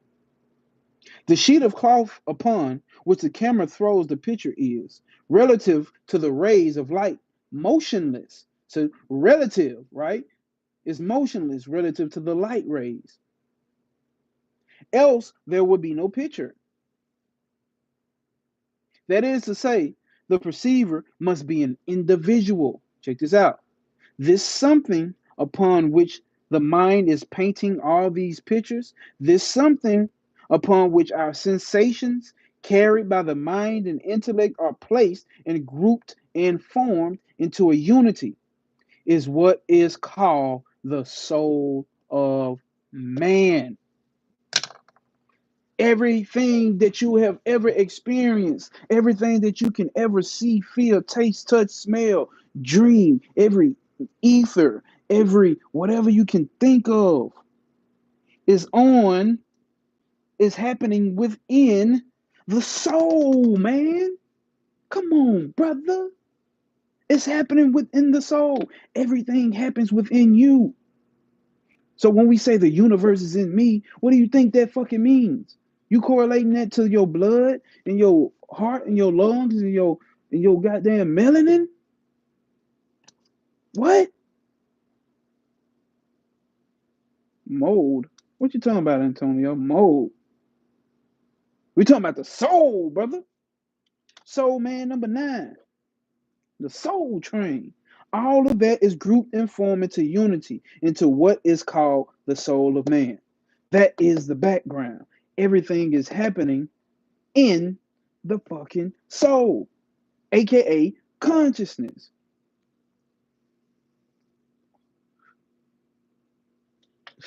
2007, appreciate you for showing up. I got a beauty. You know the thing about it, because I used to be a rapper too. The thing about it is, I don't like my goddamn voice. That shit crazy, ain't it? You know how many people don't like their voice? I'm one of them. Cloud Moon says, soul. God damn it. We talking about the motherfucking soul, nigga. Nigga. Come on now. All right. So we are beyond the mind, y'all. We just ran through the whole mind. You beyond that. The mind is a object itself. It's a thing. It's a thing. Your mind is a thing to the soul, which is your true nature. All right. We have seen that it is a universal cosmic mind that splits itself into Akasha and Prana. And beyond this mind, we have found the soul in us. In the universe, behind the universal mind, there is also a soul, and it is called God. In the individual, it is called the soul of man. In the universe, in the cosmos, just as the universal mind becomes evolved into Akasha and Prana, even so, we find that the universal soul itself becomes evolved as mind. It is it really so with the individual man? Is his mind the creator of his body, and his soul the creator of his mind? That is to say, are his body, his mind, and his soul three different existences, or are there three in one, Or are there three different states of existences of one and the same entity? He's about to get into some real shit. We shall try to find an answer to these questions. Who is ready to keep going? Let me get some SOPs in the chat. If you're new here, that means stand on principle, stand on purpose, and that is our standard operating procedure. Who ready to get into the real meat and bones? Because that's just his introduction. Swami Vivekananda got a special way of building you up to it. Okay, we still got Rose of Flame in here. Coop say SOP. Rose of Flame say SOP.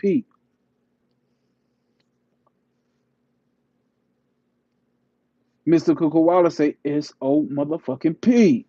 Okay, so we getting into this shit. You know, if anybody else want to drop a SOP, drop that motherfucker. If not, that's cool. I got the game riding with me.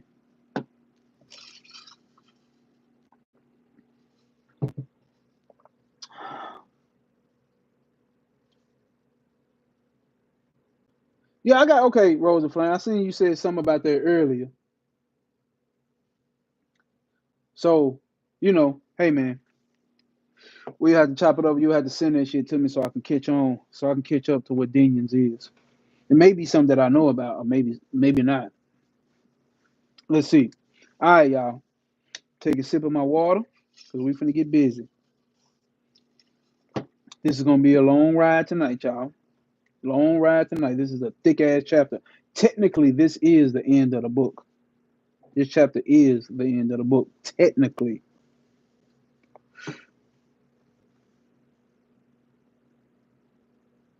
Star Child out. I'm real. Bye bye. Okay, I don't know what Antonio talking about.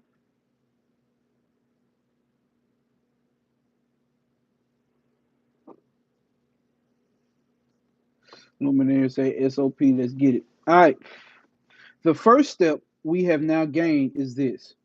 Here is the external body.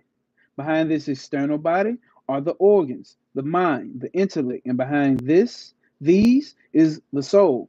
At first step, we have found, as it were, that I just need to get shit out the way. That's my fault. See what I'm saying? Now I'm knocking the camera all around, making it crooked. Let's see how straight that is showing up. All right. As it were, that the soul is separate from the body, separate from the mind itself. Opinions in the religious world become divided at this point.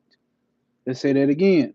Here in this external body, behind this in this external body, behind the external body are the organs, the mind, the intellect, and behind these is the soul. At first step, we have found, as it were, that the soul is separate from the body, separate from the mind itself. Opinions and religions and the religious world become divided at this point. And this division is this. Here we go. What's the division?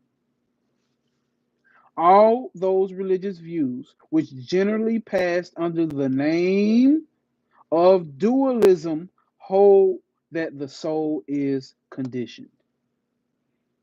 And that's the problem. If I were to have a problem with anything, with any system, it's just that perception that the soul is conditioned and that it goes through things. You're about to see why I fuck with non-dualism. That's why we say pure, unconditioned consciousness. All right, let's get into it. That it has various qualities. No, you're right. You're right, Coop. Let me goddamn. See, that's what dualism does. Well, okay, he gonna get into what dualism does. Okay. Let me just read. All right, get too happy and go on a tangent. So if they saying it's conditioned, what does that mean? It goes through things. That means it's getting pressed, it's getting flipped, it's going up, it's going down, it's getting stepped on, it's getting put through suffering and all of that, right? So that means that it has various qualities, that all feelings of enjoyment, pleasure, and pain really belong to the soul. So I felt that in my soul. You see what I'm saying? I felt that in my soul. James, why? You about to get reported. Because Coop TGS definitely ain't reported. You about to get reported. My boy. My boy. My boy. Okay. That all the feelings of enjoyment, pleasure, and pain really belong to the soul. All right. The non-dualists deny that the soul has any such quality. They say it is unconditioned. The soul, unconditioned. Oh no, James, why don't retract your message now, player? All right. Let me first take up the dualists and try to present to you their position with regard to the soul and its destiny. Next, the system that contradicts them. And lastly, let us try to find the harmony which non-dualism will bring us. We are trying to find harmony. If you just join, hit that like button. If you just join and you want to join the email list and get the study guide that comes along with this, and also join the Discord group. There's a pinned link in the comments that says join the email list. You sign up, put your name in, and you will get the study guide. For those who have already been on the study guide list, you have already received the email for the study guide. All right? Check your spam folders. Don't email me back talking about you didn't get it if you really got it and you didn't check your spam folder. Please check your spam folders. So we're here to bring harmony, not to have beef and debates. The soul of man, because it is separate from the mind and body. Listen, the soul of man, because it is separate from the mind and body, because it is not composed of Akasha. So it's beyond ether, it's beyond melanin and prana. It's beyond melanin and energy. Must be immortal. Why? What do we mean by mortality? What do you mean by mortality? That means decomposition. And that it is only possible for things that are the result of composition, right? Anything that is made of two or three ingredients must become decomposed, man. Anything that's made of two or more ingredients must become decomposed. And everything in manifest reality is a compound of something. The whole manifest reality is a compound of what? Akasha and Prana. So what does that mean, nigga? It's not immortal. Manifest reality, third dimension, fifth dimension, 20th dimension, Andromeda, star seeds, Mars, Jupiter.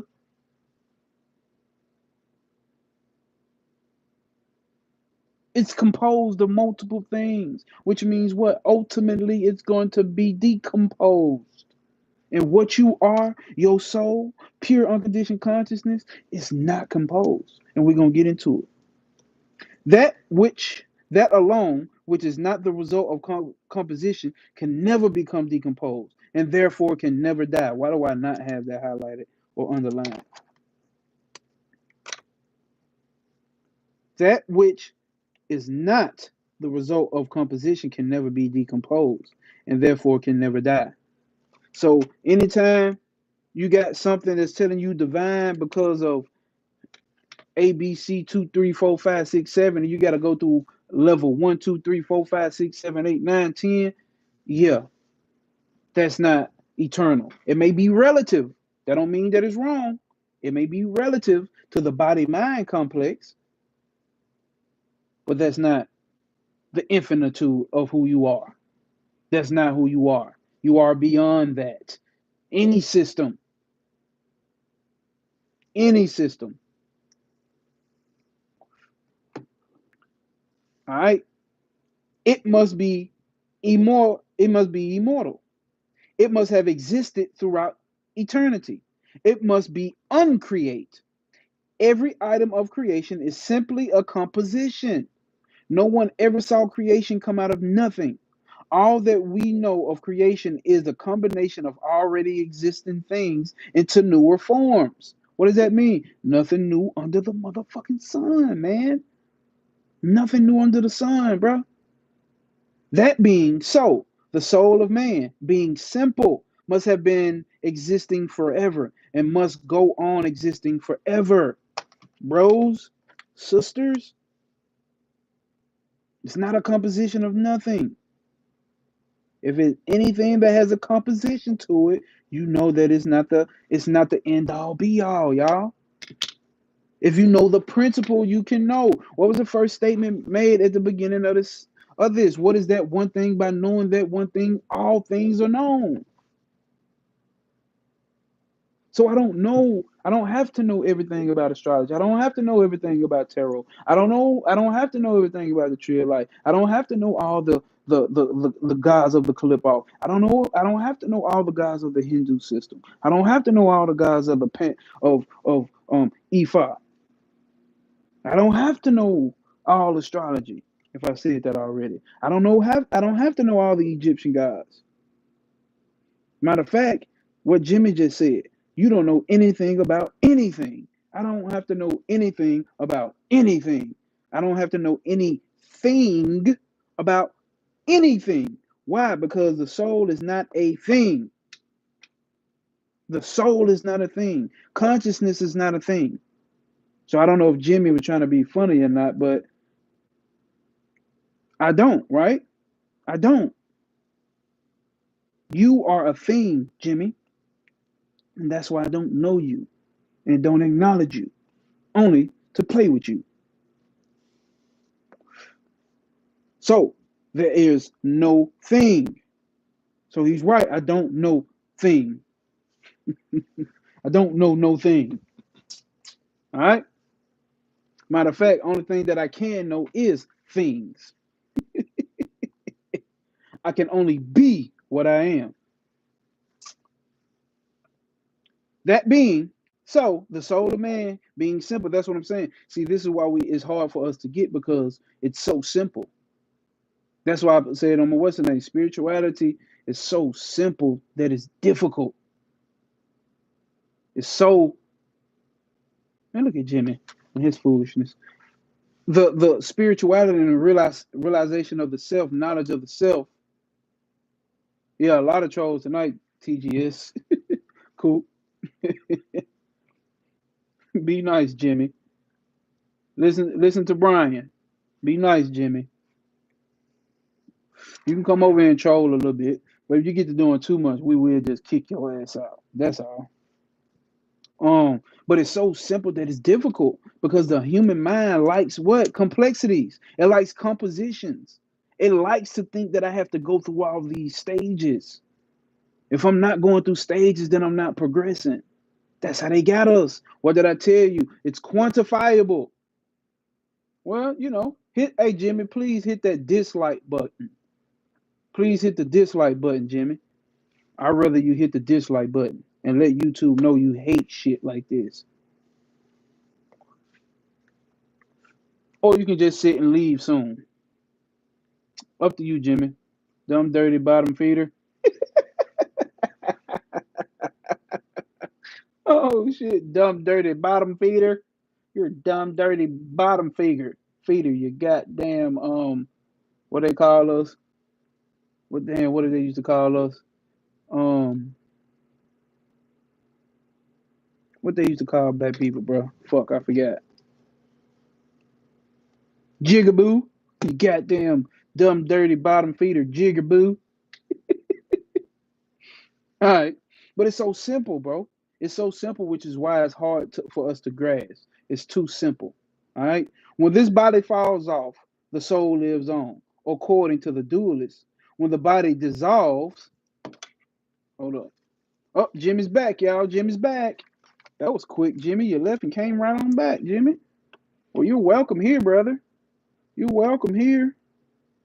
When the body falls, according to dualists, when the body falls, vital forces of the man go back to his mind, and the mind becomes dissolved, as it were, into the prana, and that prana enters the soul of man, and the soul of man comes out, clothed with what they call the fine body, the mental body, or the spiritual body, as you may prefer to call it. In this body lie the samskaras of man, the mental impressions. What are the samskaras? This mind is like a lake, and every thought is like a wave upon that lake. Just as in a lake, waves rise and then fall and disappear. So these thought waves are continuously rising in the mind stuff, which they call Shita or Chitta, and then disappearing. But they do not disappear forever. They become finer and finer. But they are all there, ready to start up at another time when called upon to do so. So, what is he talking about? Memory is simply calling back into wave form of some of those thoughts which have gone into the finer states of existence. Sunshine Chick got you on up out of here. Run around here playing. Got your ass up out of here, Jimmy. God damn it, Jimmy. My uncle was named Jimmy. Long live my Uncle Jimmy, man. Smooth ass nigga. Unlike you, Jimmy, Uncle Jimmy was way smooth. He wouldn't have got kicked out. He would have been welcomed in. Motherfucker would have wanted him in. So you is not the smooth Jimmy. You a little rough around the edges. Player. Get your game up. And when a man dies, the sum total. Okay, hold up. Memory is simply the calling back into wave form of some of those thoughts which have gone into the finer states of existence. Thus, everything we have thought. And why am I not highlighting it? What am I doing? Hold up. What the fuck am I doing? Just reading? Nigga, you ain't highlighting, nigga? Memory. Simply the calling back into the wave form of some of those thoughts which have gone into finer states of existence. You know, what a lot of people will call subconscious mind. All right. Thus, everything that wait, fine. Uncle Jimmy, I say to Uncle Jimmy. Facts. Thus, everything we have thought, every action we have done is lodged into the mind. All right? It's sitting there. It's sitting there. It is all there in fine form. And when a man dies, the sum total of these impressions use the fine body as a medium. Man, man. And when a man dies, the sum total of these impressions use the fine body as a medium. There go your karma.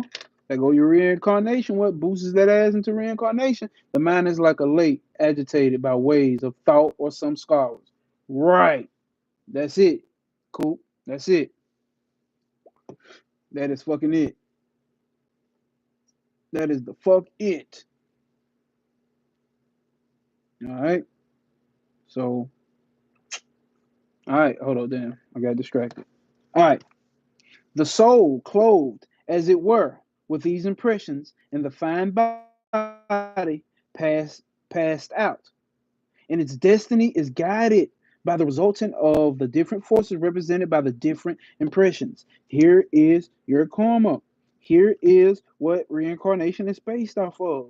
Ain't nobody judging you. It's you.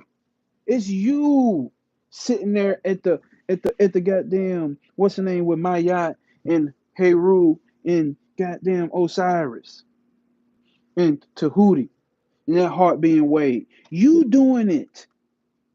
You measuring your own self when you die. That's what I'm telling you. What are your mental impressions like? It's all about mental impressions. It's all about mental impressions. Man, we ain't gonna get to it yet because we're bringing that up another day. What are your mental impressions like, man? Do you believe that you are the body and the mind? Do you believe that you are the doer of these things? Or do you take representation and identification within the soul, pure unconditioned consciousness, the observer? That's why I tell you my daily practice is what? Observing, observer mode. Daily go into observer mode. Try to always observe your emotions, observe your reactions. If you just joining, please hit that like button, y'all.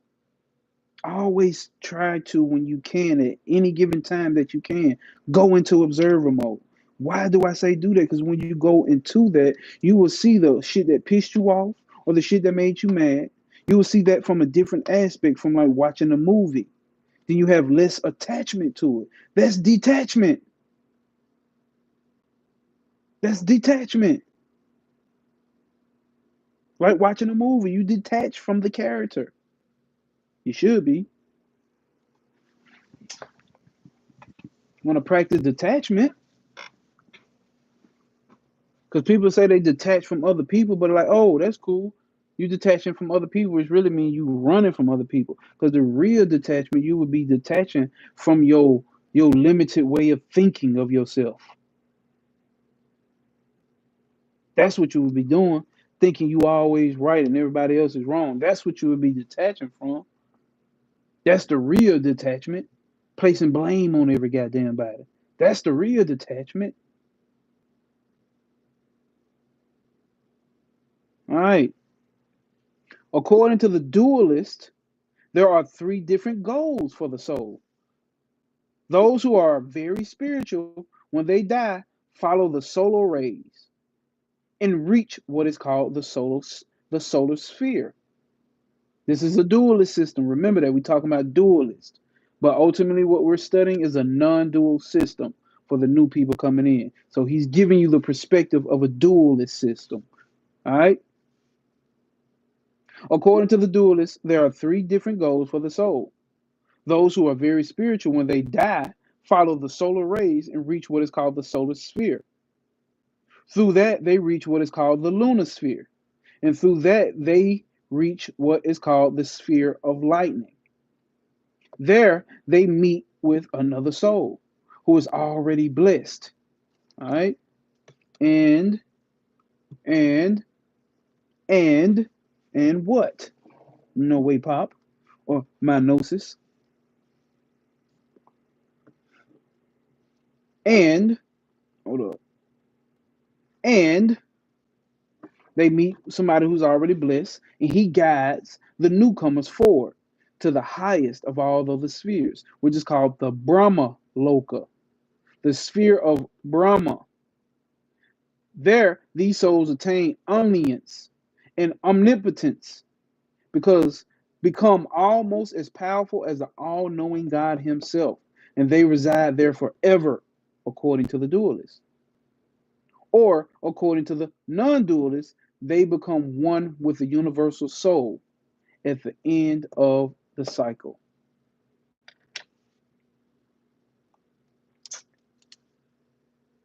All right. So he put a little bit of what non-dualists believe and what dualists believe. All right. The next class of persons, those who have been doing good work with selfish motives, are carried by the results of their good works. What are you talking about? Karma. When they die to what is called the lunar sphere, when they die to what is called the lunar sphere, when they are very where there are various heavens, okay, and there they acquire fine bodies, the bodies of gods. Oh my god, oh my god, oh my god. Uh-oh. They become gods and live there and enjoy the blessings of heaven for a long period, and after that period is finished, the old karma again begins to function, and so they will fall back to earth. Gods, are you gods, nigga, or are you beyond that? All right. The gods, they become gods and enjoy the blessings of the heavens for a long period. And after that period is finished, old karma again begins to function. So they fall back to earth. They fall back into earth. He says they come back. That they come down through the spheres of air and clouds and all these various regions. And at last reach the earth through raindrops. There on the earth, they enter into some cereal. I don't know what he means by cereal. Okay, which is eventually eaten by men who are fit to supply them with material to make new bodies. Damn, damn. This is Jnana-Yoga, shouted. We got it in the title. It's in the title. I know you're probably watching from your phone, so you probably can't see the title, but yeah, this is Jnana-Yoga. This chapter is talking about the man of the illusion and the infinite man.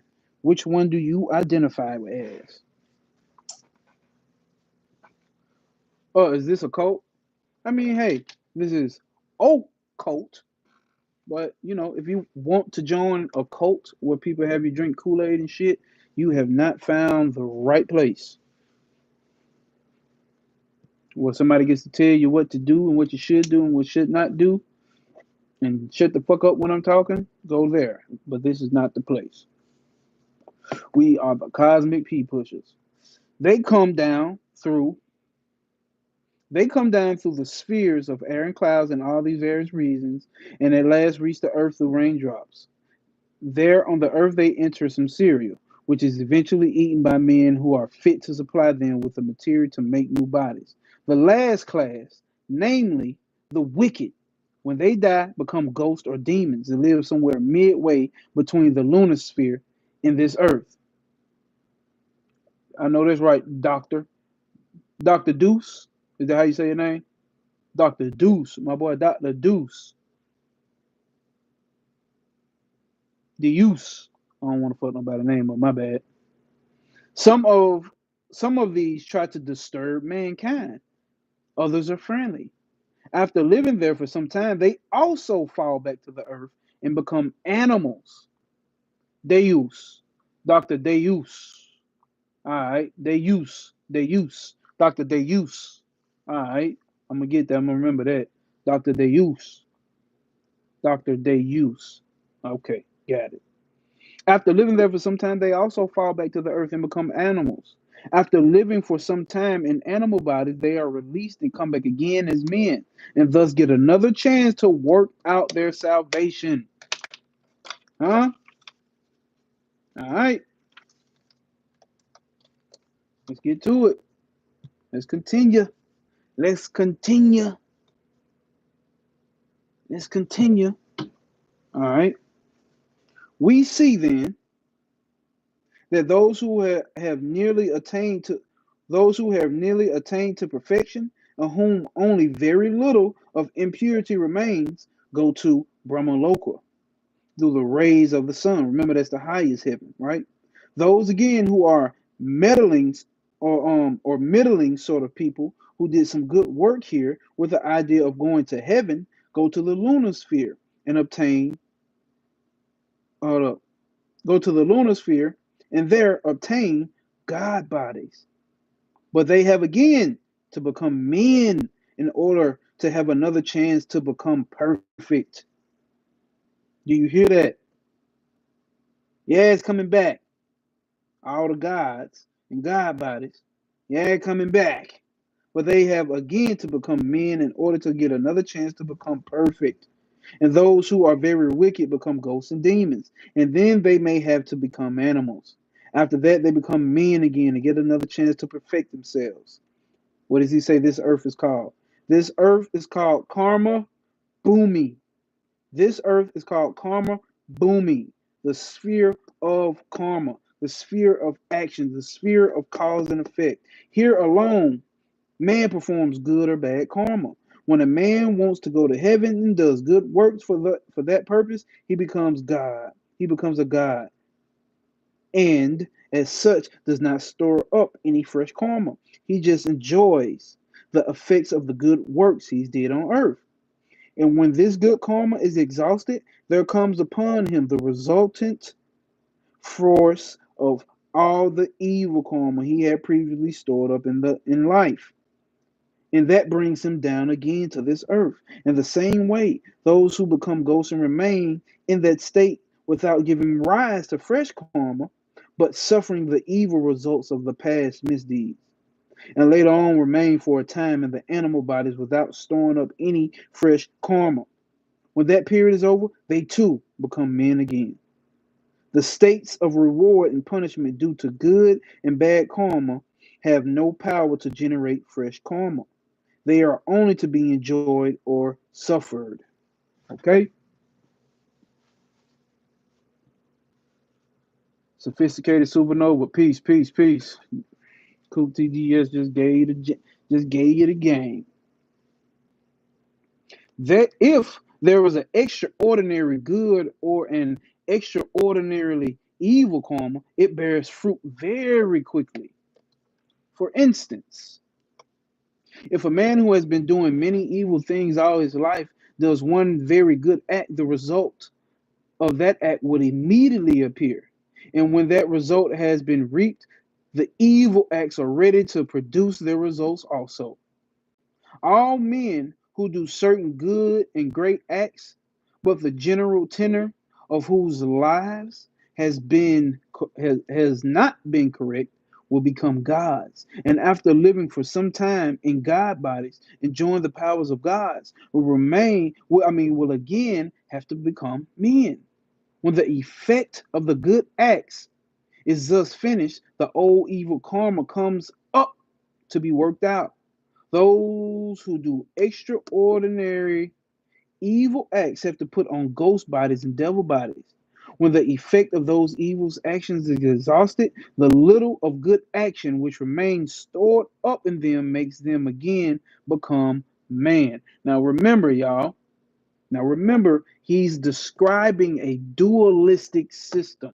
This is not the system that he moves from, but he's describing the dualistic system and how they think. One does not become God. That sounds strange and self-centered. You can become one. You can become one with God, but not a God. I don't know what you're talking about, bro. I don't know what you're talking about. You got to remember, if you're going to use your intellect, you got to understand that you came in at the middle of the live stream. So that means you only came in with partial knowledge and understanding of what's been spoken about here. You see what I'm saying? Yeah, we Mormons reading yoga texts.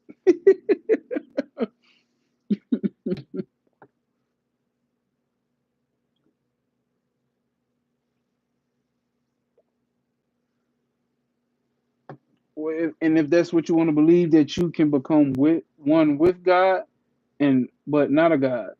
See, here's the thing about it. We already know that we are one with what so-called God is. It's not, we ain't even gotta become. We ain't even no becoming over here. Ain't no becoming one with God. You already are that. And gonna always and forever be. Even if you disagree. That's still the facts. That's what you are. Even if you don't believe that, that's what you are. And it don't matter. All right. So where we at? Where we at?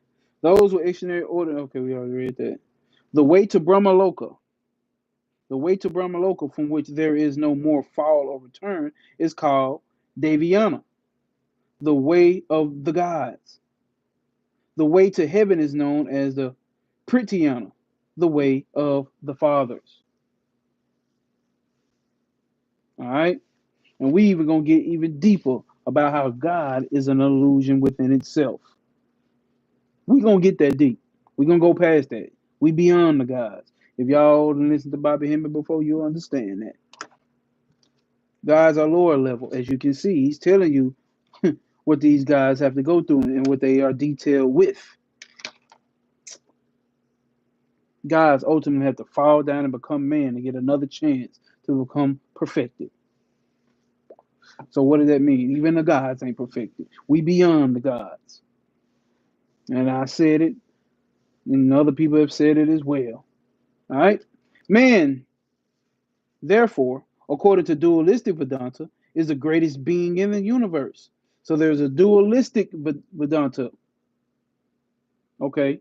Troy said been on Bobby Hemmett since 96. I wasn't nothing but 5 years old in 96. Never heard nothing of the sort of the great OG Bobby Hemmett.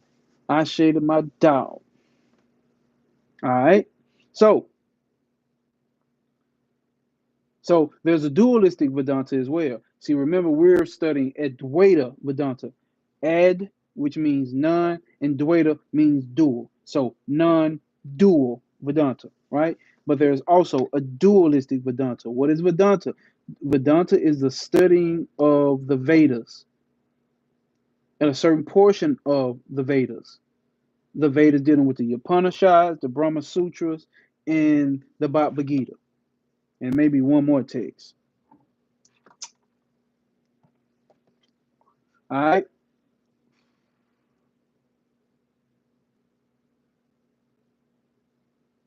Damn, let me see. Remember how to say your name again. Dr. Deus. Dr. Deus says, I'm a white boy with a black motherfucking dot. You gotta be. You stand around here.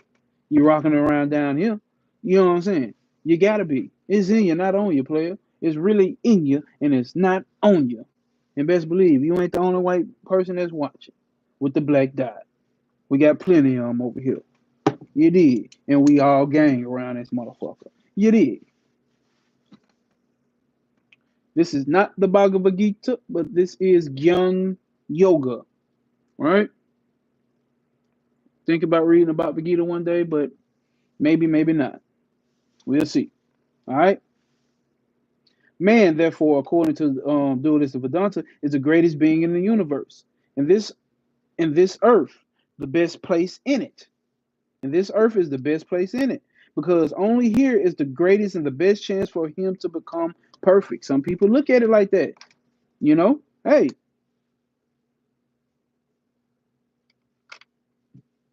according to dualistic Vedanta, is the greatest place in the universe here.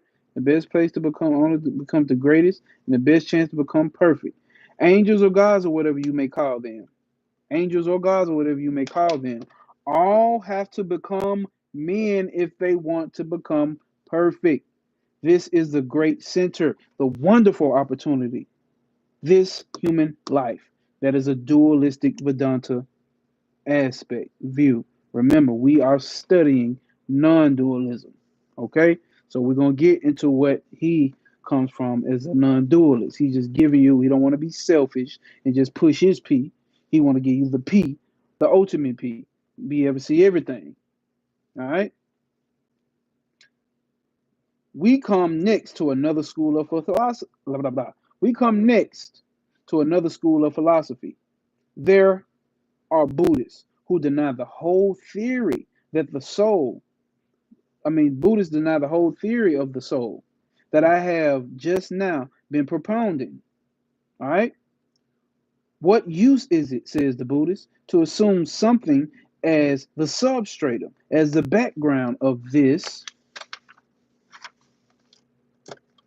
Facts, Coop. Facts, Coop. Coop say this is paradise when your mind is free from suffering. All suffering exists in the mind. All right. Damn, I missed that last page. What did he say? Okay. The Buddhist says to assume something is the substratum as the background of this body and mind. Why? Oh, okay. Why may we not allow thought to function? Why admit a third substance beyond this organism composed of mind and body as a third substance called the soul? What? Why? What is the use? Is not this organism sufficient enough to explain itself? Why take a new third? Why take a third something? These arguments are very powerful. This reasoning is very strong. Now he's talking about the Buddhists. So far as outside research goes, we see that the organism is a sufficient explanation of itself. At least many of us see it in that light, right? So this organism that we living in, that we experience life in, hey, it is self-explanatory. Many of us see it that way, especially science. Why then need there be a soul as a substratum, as something which is neither mind nor body, but stands as the background for both mind and body? Let there be only mind and body, says the Buddhist, right? Body is the name of a stream of matter continuously changing. Mind is the name of a stream of consciousness or thought similarly changing. So listen here, they're talking about these Buddhists, the mind only school of Buddhism is talking about consciousness is a stream that changes. All right. I disagree. And we're going to get into it, right? How does one explain the apparent unity in the body and the mind? This unity does not really exist. Take, for instance, a lighted torch. If you whirl it rapidly when you see a circle of fire, The circles does not really exist, but because the torch is continuously moving, it creates the appearance of a circle. So there is no unity in this body. It is a mass matter continually rushing on. And this stream of matter you may call one unity, if you like. So it is with the mind. So is it with the mind. The same thing is what they saying. Remember, we talking about it. We talking about the Buddhist, a dualist system, right? So it is with the mind. Each thought is separate from every other thought. It is only the rushing current that leaves behind the illusion of unity. There is no need for a third substance. The universal phenomenon of body and mind is all that really is. Do not poison something behind it. You will find that this Buddhist thought has been taken up by certain sects of school in modern times. And all of them claim that it is new. Listen, their own invention. Damn, I need some snacks up in this motherfucker. Their own invention. All right? Remember, he is describing another system, not the system that he's a part of. He's just giving everybody a fair chance. If you new, hit that like button. If you new, hit that like button. If you new, hit subscribe if you fucking with it.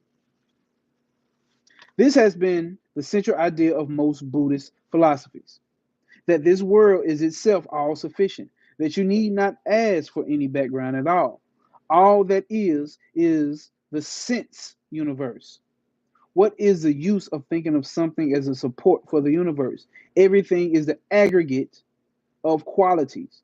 Why should there be a hypothetical substance in which they adhere?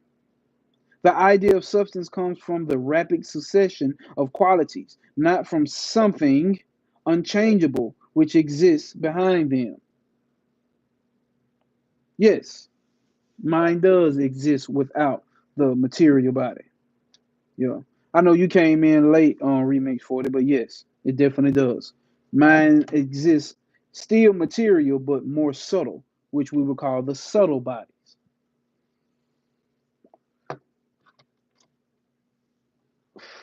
Mind does go on to continue, but mind is not the end all be all. And we're about to get into it because he's explaining another system, compare and contrast. And right now we're doing a compare and contrast of another system. We see how wonderful some of these arguments are, and they appeal easily to the ordinary experience of men. See, that's what I tell y'all. When you get to using the intellect, if you ever heard an atheist talk, they use pure intellect and logic, and it makes complete sense. But when you get into the higher levels of spirituality and higher levels of understanding, you will and you must go beyond logic, and you must go beyond intellect. You must, nigga. You must. In fact, not one in a million can think of anything other than phenomena. You hear what I'm saying? Nobody can think past the level of phenomena, the phenomenal universe, things. Everything has a thing, everything has a form, a shape, and function. I mean, everything has a form, a name, form, and function. Human beings cannot think out of a name, form, and function. That's why they give you images of gods and statues of gods. That's the question to ask. Do you have any faith in anything outside of phenomena? All right. To the vast majority of men, nature appears to be only a whirling combination, mingling mass of change. To the vast majority of men, nature appears to be only a whirling combination, mingling mass of exchange. Few of us have ever a glimpse of the calm sea behind. Few of us ever have a glimpse of the calm sea behind. For us, it is always lashed into waves. This universe appears to us only as tossing mass of waves. Thus, we find two opinions. Okay, let's break it down, Swami. One is that there is something behind both body and mind, which is an unchangeable and immovable substance. And the other is that there is no such thing as immovability or unchangeability in the universe. It is all change and nothing but change. The solution of this difference comes in the next step of thought. So let's get to it, namely the non-dualistic. Now, this is the tip that we're on over here, the non-dualist. All right? It says that the dualists are right in finding something. Hold up. It says that the dualists are right in finding something behind all as a background which does not change. We cannot conceive change without there being something unchangeable. Think about that. When you say something is changing, there has to be something for you. You automatically presuppose that something is changing. Think about that. I mean, you automatically presuppose that there's something that doesn't change. You already are in agreement. So when you say everything is changing, you are already basically contradicting what you're saying, that everything is changing. That can't be true, because what do you have it to compare it to? You have to have something to compare. You have something that isn't changing to be able to say that something is changing. Does that make sense to y'all? Somebody drop something in the chat if that makes sense.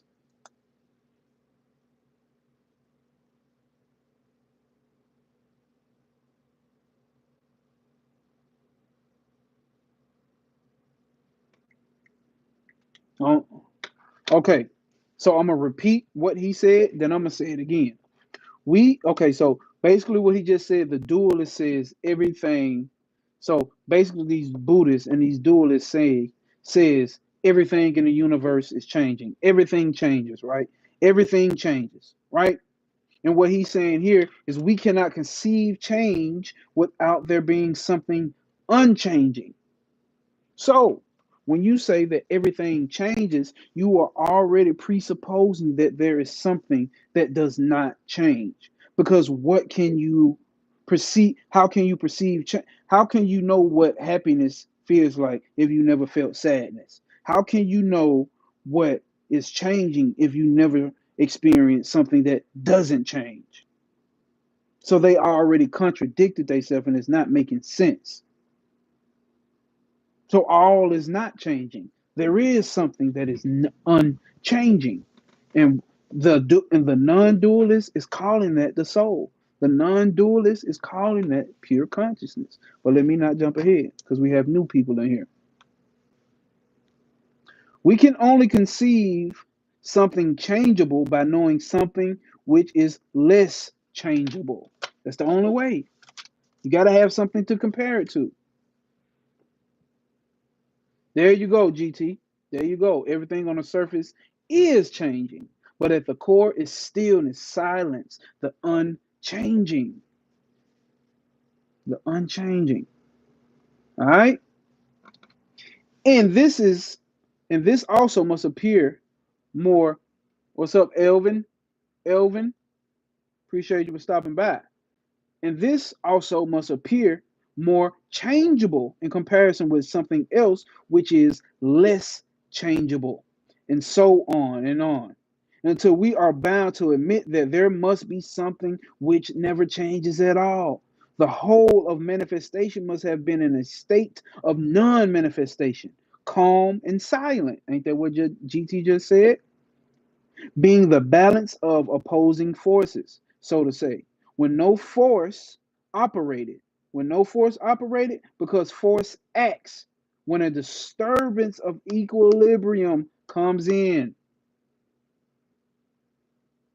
All right, this universe is ever hurrying on to return to the state of equilibrium again. So what does that say? What does that mean?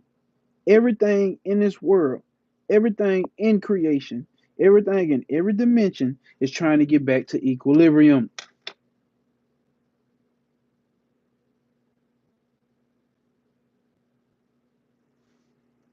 Everything is trying to get back to equilibrium. I like how you played that, Elvin. That was dope. That was dope.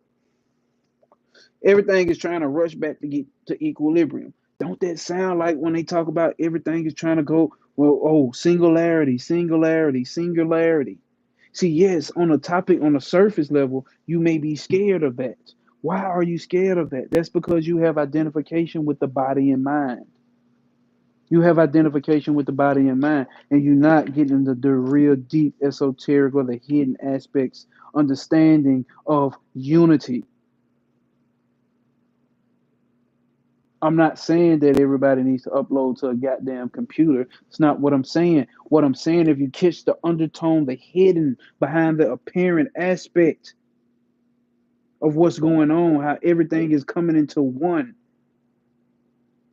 you will understand this right here. The universe is ever hurrying to return to the state of equilibrium, stillness, silence, back to the one. If you just joined, please hit that like button. That's what this shit is about.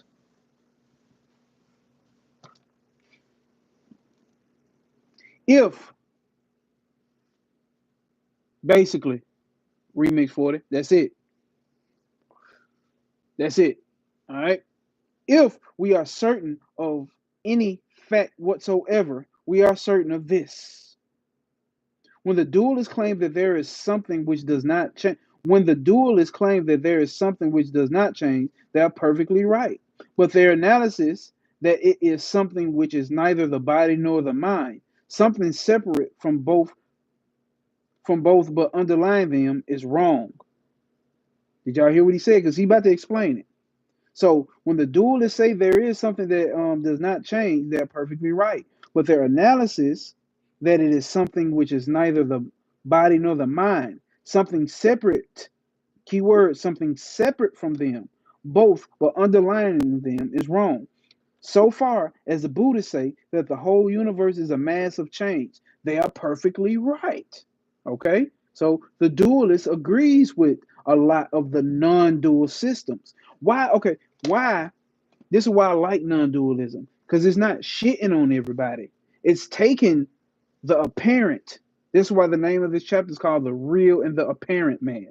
So when we're dealing with a dualistic system, what we're talking about here, when we're dealing with a dualistic system here, what we're talking about here ultimately is what is the relative reality. You have relative, then you have ultimate reality. Ultimate reality, pure consciousness. Ultimate reality, pure Obviously, this is a map from a dualist system. But let's take you to the tree of life if y'all like. What are we talking about? Because it helps with images. What are we talking about? For those who have studied the tree of life, understand. Now, in the background is Ain Sof, Ain Sofar, the triple black darkness, right? Chaos, the unmanifest, the real, the highest unmanifest, right? So if we understand the tree of life, we understand ultimately it's just one. Ultimately it's just ain't so and ain't so far, projecting Kether down. And everything comes out of Kether, right? You have the whole 12 rays of the astrology. Then you have the planet Saturn. Then out of Saturn comes all the rest of the planets. Jupiter, Mars, the Sun, Mercury, Venus, the Moon, Earth. Not physically, because this is only a map. Remember, this is only a map. Remember, the map is not the territory. But ultimately, there's one. And everything is going back to get to the one, which is ultimately higher than that. So that would be your Godhead. We're higher than the Godhead. What we ultimately are. Ultimately, relatively, oh yes, Saturn is doing this because it's in Aquarius. Oh yes, Mercury is doing this because it's in retrograde. Oh yes, Venus is doing, you see what I'm saying? Relatively. But that's when you identify with the mind body complex. You have to be beyond manifestation, which is all up here. We're talking about beyond manifestation. So the non-dualist doesn't completely say, "Oh no, all that is bullshit and it's fake and it's not real. It's not real." No, it's relative. It's really relative. But we are talking beyond relativity. All right. Okay. Let's see. Damn, I'm missing a lot of chats. Hold up, y'all. Let me look at it on the computer before we get back.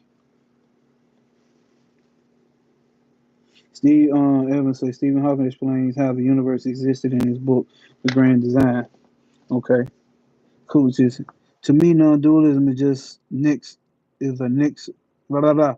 Non-dualism is just the next logical step after dualism. Straightforward. Okay. Can the universe exist without consciousness? No. And yes. The answer is yes and no. Because the universe is consciousness, and consciousness is the only thing that does exist, and the universe doesn't exist, and at the same time it does exist because it is consciousness, because consciousness is the only thing that does exist, so it's existent and non-existent at the same time. That is the paradox of this.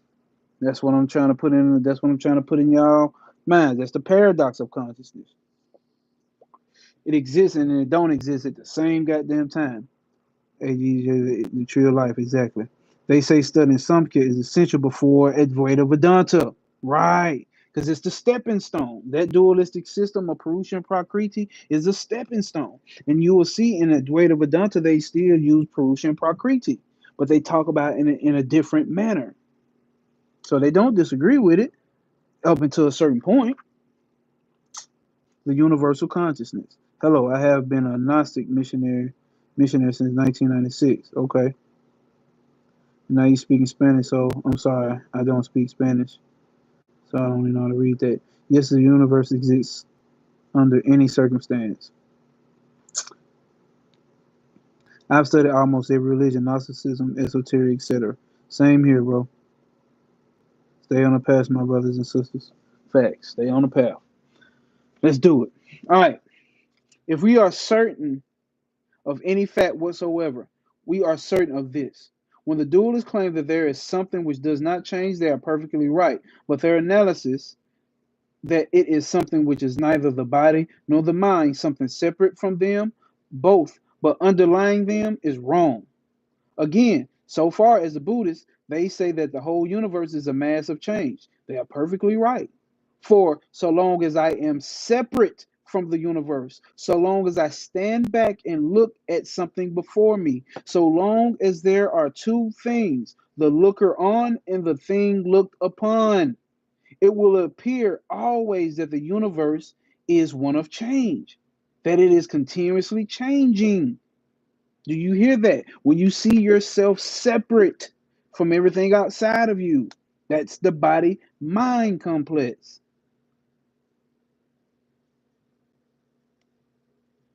Okay,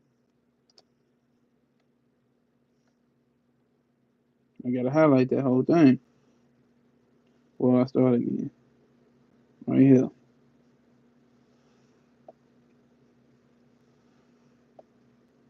You see what I'm saying? How everybody is right depending on what perspective you're looking from. That's right.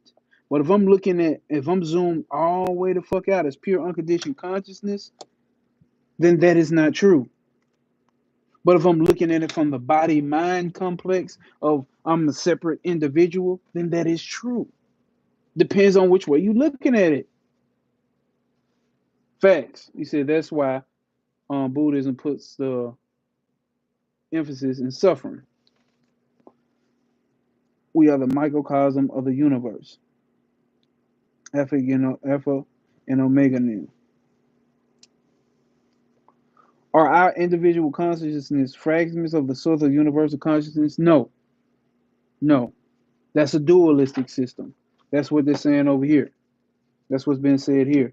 Individual consciousnesses, individual soul, which is a fraction of the whole. No. That's what we're getting into today. We're getting into it. You just stick around, you'll see. Yeah, if you want to, according to the energy of relativity, right? But see, relativity, I can't say these words. I'm sorry, y'all. I talk with my tongue, so I kind of trip over words. Relativity, right? That's only relative. You see what I'm saying? That's only relative to the relative universe. That's only relative to the microcosm. We are beyond that. So we are all one consciousness. Yes, there is only one consciousness. And that's what he's explaining. That's what he's explaining, but he hasn't got to that point yet, but he's getting there. He's getting there. Like, I know Elvin, you came in later, but I went through it already. I have a video also called The Dark Veil Lifted where I go through all the sciences. See that you got to think about it. All of their sciences are physical science, physicists, quantum physics, relativity, mathematicians. It's all quantifiable things. So if you want to speak relatively, yes, you can say we are all energy. But if you want to speak ultimately, we are all consciousness.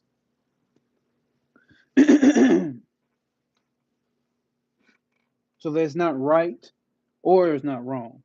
It's right in the relative sense. It would be debatable in the ultimate sense. It would be disagreeable in the ultimate sense. But you can go to another non-dual system like Kashmir Shaivism and say everything is energy and projection. Man, that's another story. I do not want to get sidetracked because we got videos on that already that exist. And this is a long ass chapter. We got to get through it, y'all. Like I said, if you are new, please hit that. I mean, now here's the thing, Elvin. If you're sticking to that dualistic system, that's fine.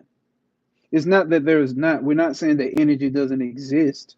That's not what's being said here. So I'm not disagreeing with you. It depends on what see here's the thing. This is what I explained. We have a materialistic aspect of understanding of consciousness. So we believe, oh, I'm conscious now, and then at that point I was unconscious, and then I'm conscious again, and then I'm unconscious, and my consciousness rises up and then goes down because we're talking about energy, right? If you want to connect it with energy, energy rises and depletes, rises and depletes, rises and depletes. So if we're attaching that, we're saying consciousness rises and depletes, rises and depletes, rises and depletes. This is not what a non-dual system would agree to. And this is what we're talking about here, because we're talking about continuously changing. Again, as so far, the Buddhists say that the whole universe is a mass of change. They are perfectly right for as long as I am separate from the universe, so long as I stand back and look at something before me, so long as that there are two things. You see what I'm saying? So when you're saying that you're two things, right? If you're saying you're two things, then you're right. But if you're saying you're one, then there's no energy in consciousness. It's just consciousness that gives rise to energy. Energy appears within consciousness. And I understand this is very hard for a lot of people to get.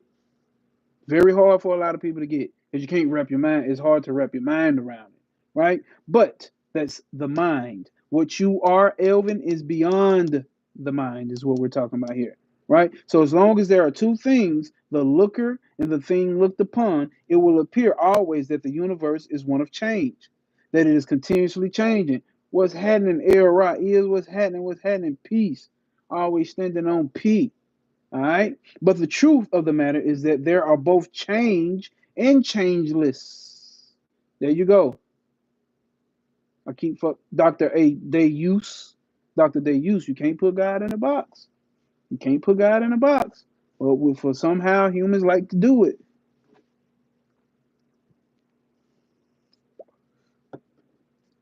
Much love, Rosa Flame. Much love, brother. Much love.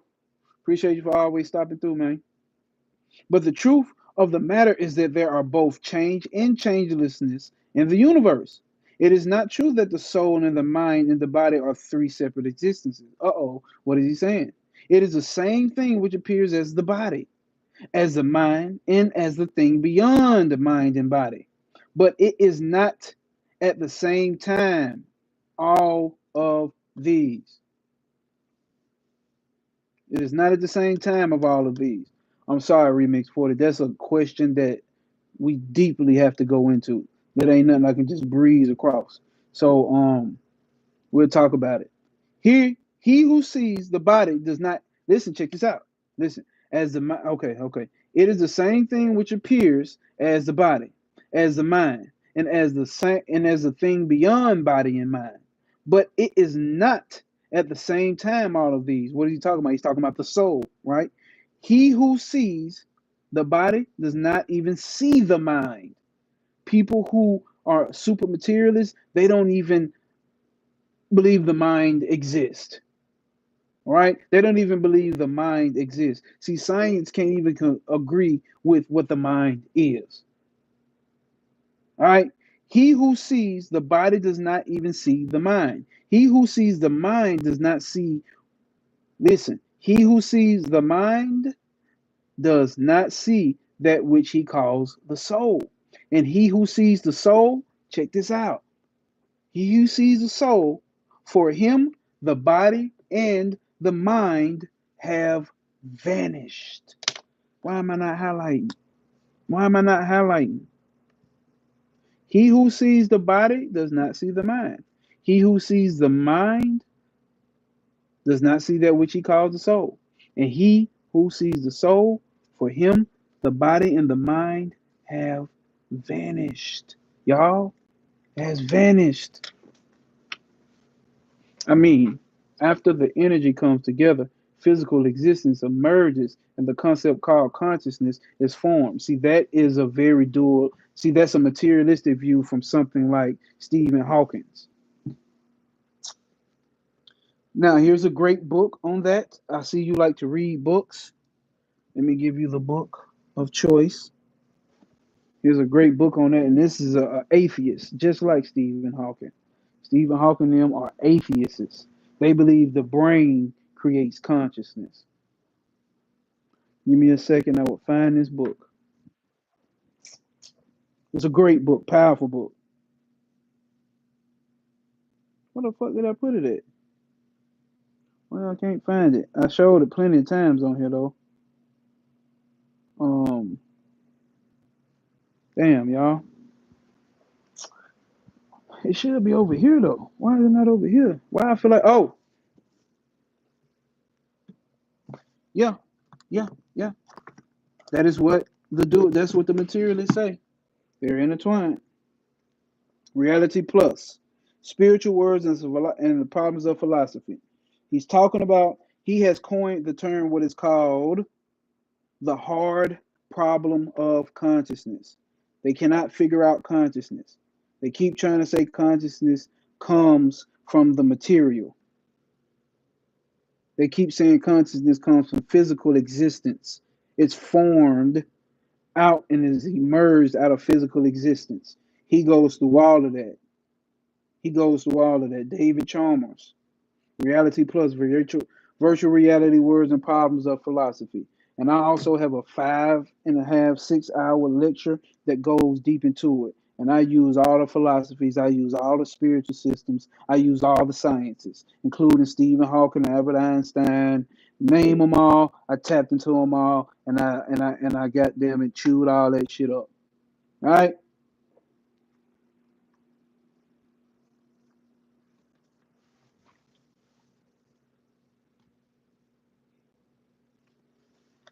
That's what the materialists would say, that consciousness comes from the material, which makes no sense.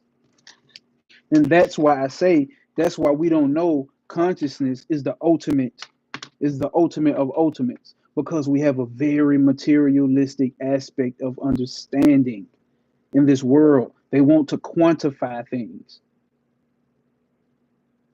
That sounds depressing. They want to quantify things. They want things to be quantifiable. That's the new age shit. Right? That's the new age shit. And I ran through all the occultists, the high level top tier occultists, and the groundwork that they laid before even a majority of these sciences really popped up. These new sciences and what they said about what their goal is here. Your Madame Blavatsky's, your Dion Fortunes, and You know what I'm saying? Your Aleister Crowleys and, saying some before them. We go into all of that. Kenneth Grant, some of them tell the truth. Some of them just don't, or just can't get their brain because it's hard. And I understand it. It's not nothing that's wrong with it. It's just certain minds have certain temperaments and they can't perceive beyond that. Let's continue. He who sees only motion never sees absolute calm. Damn, there you go. He who sees only motion never sees absolute calm. And he who sees absolute calm, for him, motion has vanished. Dude is giving so many motherfucking gems, man. I don't know. Hopefully y'all still here. Y'all still here. See, that's what he's saying right there, Elvin. He's saying this is exactly what he's saying. People would say that is, and this is a common spiritual thing that I first thought as well too. It's a transition from spiritual to the physical. That's an illusion. That's what we're talking about here. Or that's a misconception. That's a misconception. And this is what this non-dualistic system has done for me. It has made it all fucking clear. And I'm sorry, you really just joined at the 12th chapter. I know it's your first time coming in here, but this is just the 12th chapter. So we have dualistic systems create something within the mind that makes it hard to grasp. But anyway, okay. Let's go. Let's continue because he ain't even made his point yet. He who sees motion never sees absolute calm. And he who sees absolute calm, for him, motion has vanished. A rope is taken for a snake. He who sees the rope as a snake, for him, the rope has vanished. Listen, he who sees the rope as a snake, for him, the rope has vanished. So you mistaken the rope for a snake. You can be mistaking the mind as the producer of consciousness. So for you, that whole concept has vanished. It's the mind. A rope is taken for a snake. He who sees a rope as a snake, he who sees the rope as a snake, for him the rope has vanished.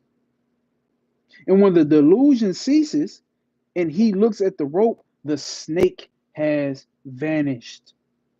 So once you come into knowledge, once you come into knowing, now you know, oh shit, it was never a snake. It was a rope the whole time. But check this out. But during that time, when I thought that rope was a snake, that was very real. Making some people leave here. That was very real. During that time, when I seen that snake, it didn't know it was a rope. It was very real to me that it was a snake. But now that I came out of delusion, now that I came into knowing, I know now that snake vanishes. And I know it's a rope. There is then but one all comprehending existence, and that existence appears as manifold. You see what I'm saying? It appears as multiple things. That rope appeared as a snake. It appears that we are evolving.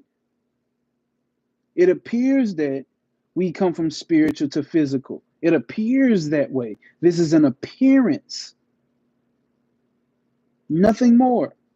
That existence appears as a manifold. This self or soul or substance is all that exists in the universe. That's the only thing that exists. It ain't the spiritual coming into the body. It's always has been and always will be. The self, the soul, or substance is in the language of non-dualism. They call it Brahman. And it appears to be manifold by the interposition of name and form. That's it. That's what you're doing it. What I tell you, humans like to put name and forms on things, which is the mind, the doing of the mind. The doing of the mind likes to have names and forms. Oh, that's a body. That's a brain. That's a wall. Look, okay, I'm finna just use that. The waves. We might have a Q&A. We might have a Q&A. We might have a Q&A. We might be able to do that. Depends on how long this takes to finish this chapter. Let's see, because how many more pages we got?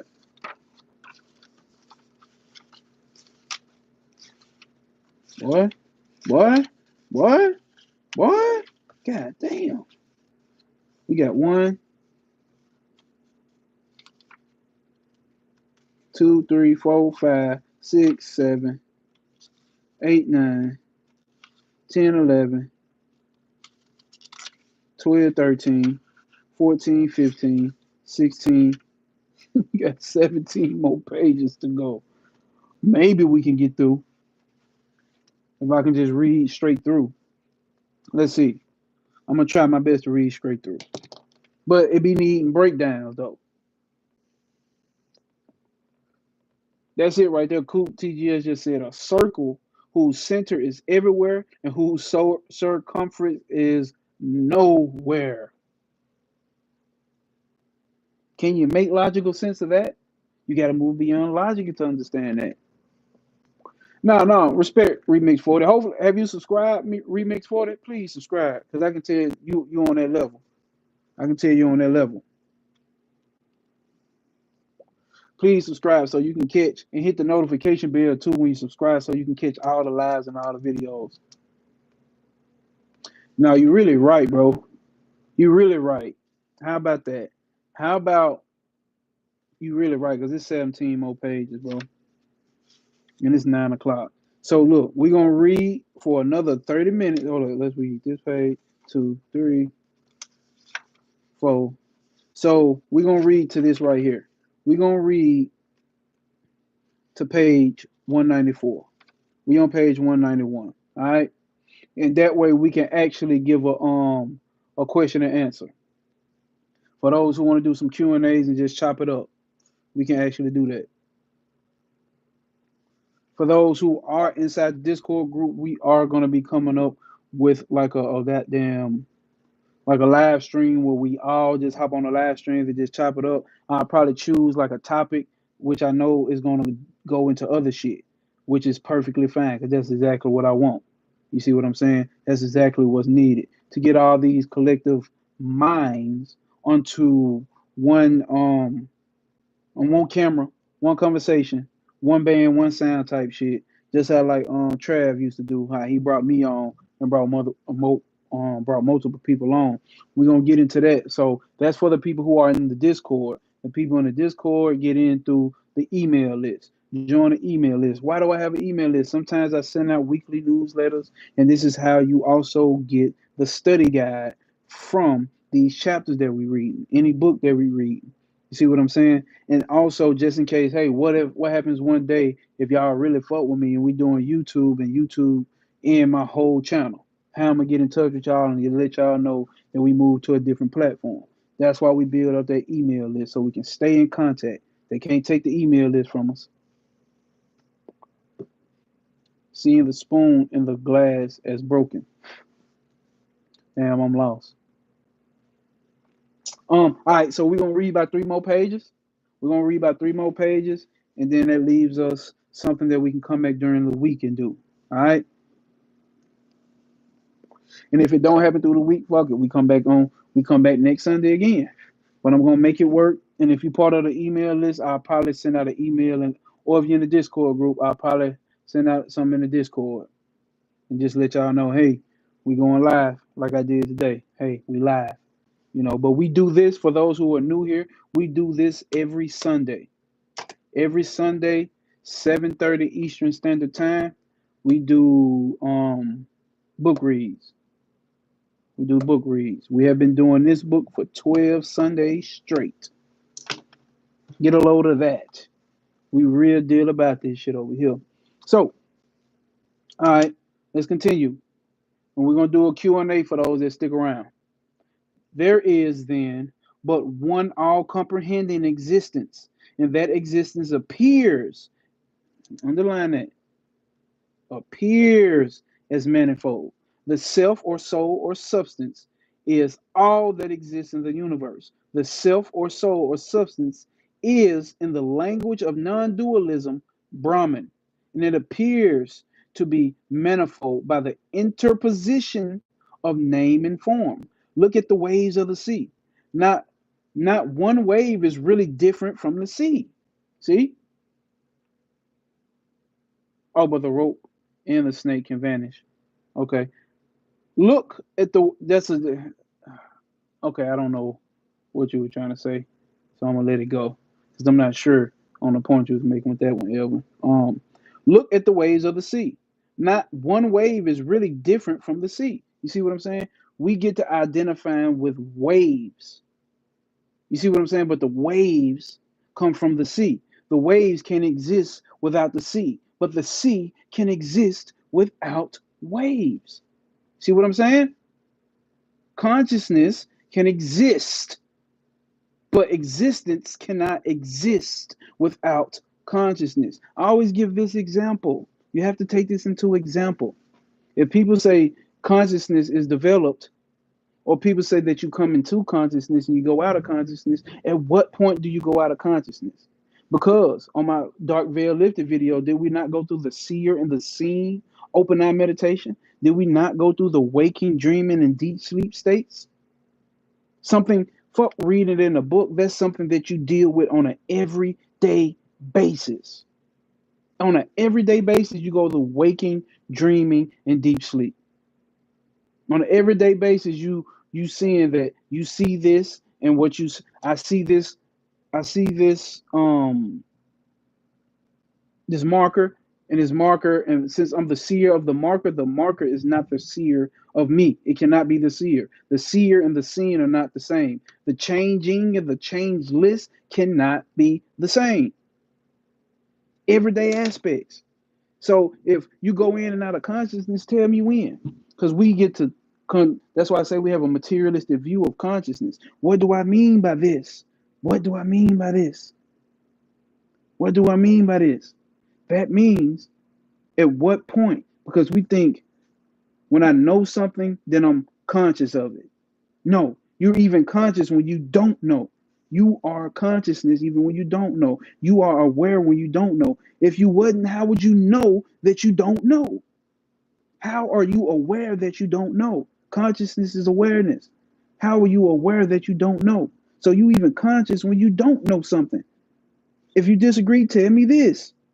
At what point, when you say I know something, or when you say I don't know something? If you say I don't know something, or you say you do know something. So if you do know something, at what point does consciousness show up? What point does awareness show up? Do you have to, once you know something, once I know that this pen is orange, do I say, oh, okay, give me 3 more seconds, then I'll become conscious of it? Do you wait for consciousness to come in on on a train, pull up like, oh, I'm here. Now we can be conscious and aware of something. Or when you don't know something. Do you wait for consciousness to get there to say, oh, we not aware that we don't know? That don't make sense. Consciousness is there when you know, and consciousness is there when you don't know.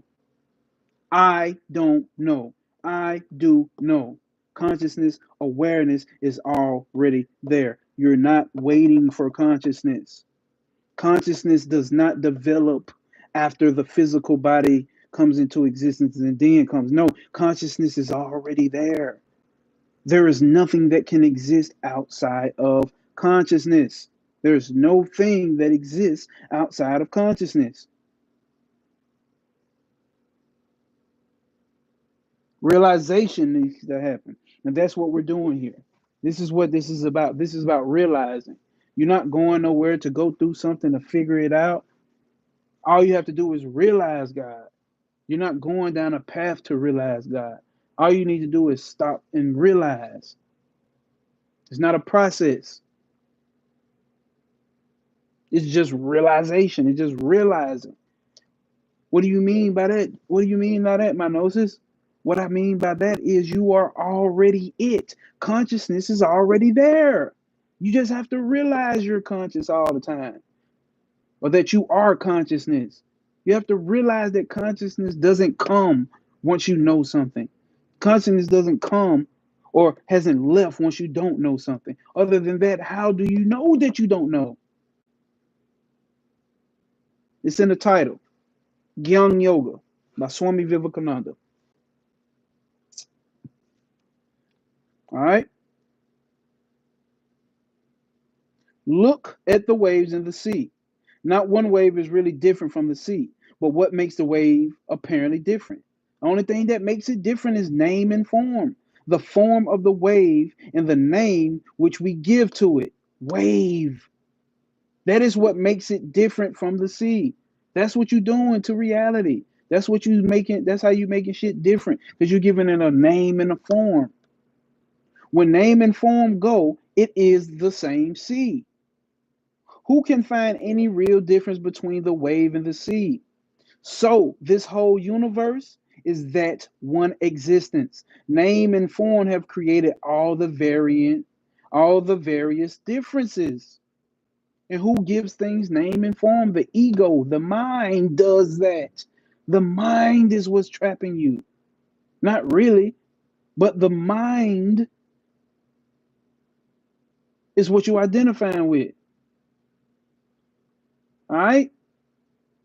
When the sun shines upon millions of globules of water, or goblies of water, upon each particle is seen a most representation of the sun.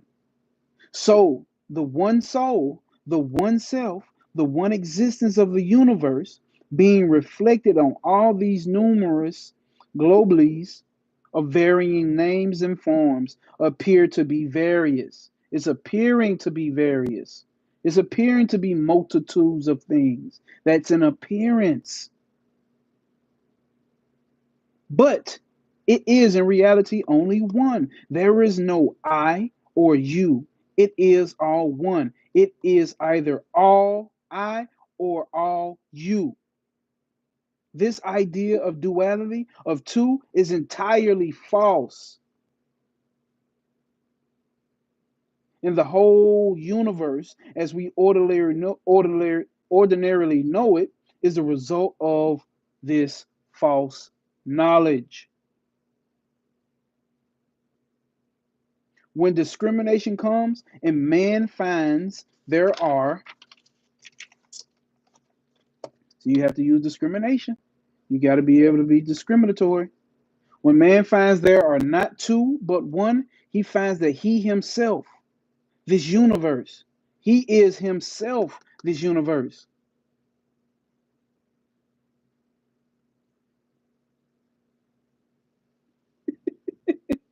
He finds that he himself is this universe. It is I who am the universe as it exists now, a continuous mass of change. It is I who am beyond all changes, beyond all qualities, eternally perfect, eternally blessed. Yes, that's exactly it, Remix 40. There are separate minds and separate bodies, but there is one fucking consciousness.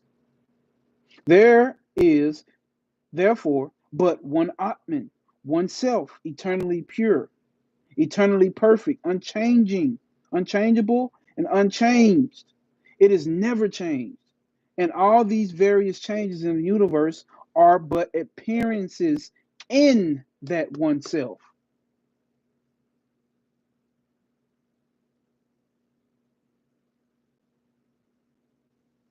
Upon it, name and form have painted all these dreams.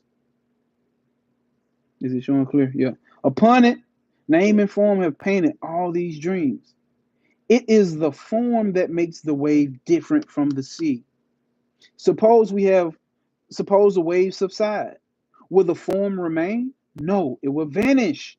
The existence of the wave was entirely dependent upon the existence of the sea. But the existence of the sea was not dependent at all upon the existence of the wave. Please get that. Please get that. The form remains so long as the wave remains. But as soon as the wave leaves, the form vanishes. It cannot remain. Name and form are the outcome of what is called Maya. That's the illusion. Giving things names and form is the illusion. That's where the limitation comes. That's what the ego does. It sets limitations, y'all. Come on, man. It is Maya that creates individuals, making one appear different from another. Yet it has no existence. Listen, it is Maya that creates individuals, making one appear different from another. Yet it has no existence. Maya cannot be said to exist. Form cannot be said to exist because it depends upon the existence of another thing. At the same time, it cannot be said not to exist. Here's the paradox, right? Seeing that it makes all the difference. Seeing that it makes all the difference. Seeing that it makes all the difference. Cannot be said to exist, nor can it be said not to exist. That's why in occultism they call it the great nothing nothingness. It's not that it's not nothing, but it's not a thing. It's everything that could ever be a thing exists was inside of it. This is why non-dualism is hard for us to get. But you have to stay at it. Yet it has no existence. Mind cannot be said to exist. Form cannot be said to exist because it depends upon the existence of another thing. At the same time, it cannot be said not exist, seeing that it makes all the difference. According to Advaita philosophy, then, this Maya or ignorance or name and form, or as it has been called in Europe, time, space, and causality, is showing us out of this infinite existence the manifoldness of the universe. Out of this one infinite existence, the manifoldness of the universe. As substance, this universe is one. As substance, this universe is one. So long as man thinks that there are two ultimate realities, he is mistaken. When he has come to know that there is but one, he is right. This is being proved to us every day on the physical plane, on the mental plane, and also on the spiritual plane. Today, it has been demonstrated that you and I, the sun and the moon and the stars, are but the different names of different spots in the same ocean of matter, and that this matter is continuously changing in its configuration. The particle of matter that was in the sun several months ago may be in the human being now. Tomorrow, it may be in an animal. The day after tomorrow, it may be in a plant. It is ever coming and going. It is all one unbroken, infinite mass of matter, merely differentiated by names and forms. One point is called the sun, another the moon, another the stars, another a man, another an animal, another a plant, and so on. And all these names are fictitious. They have no reality because the whole is a continuously changing mass of matter. This very same universe, from another standpoint, is an ocean of thought. This very same universe, from another standpoint, is an ocean of thought, where which one of us is a point called a particular mind. You are a mind. I am a mind. Everyone is a mind. In the very same universe viewed from the standpoint of knowledge, when the eyes have been cleared of delusion, when the mind has become pure, appears as the unbroken absolute being, ever pure, unchangeable, and immortal.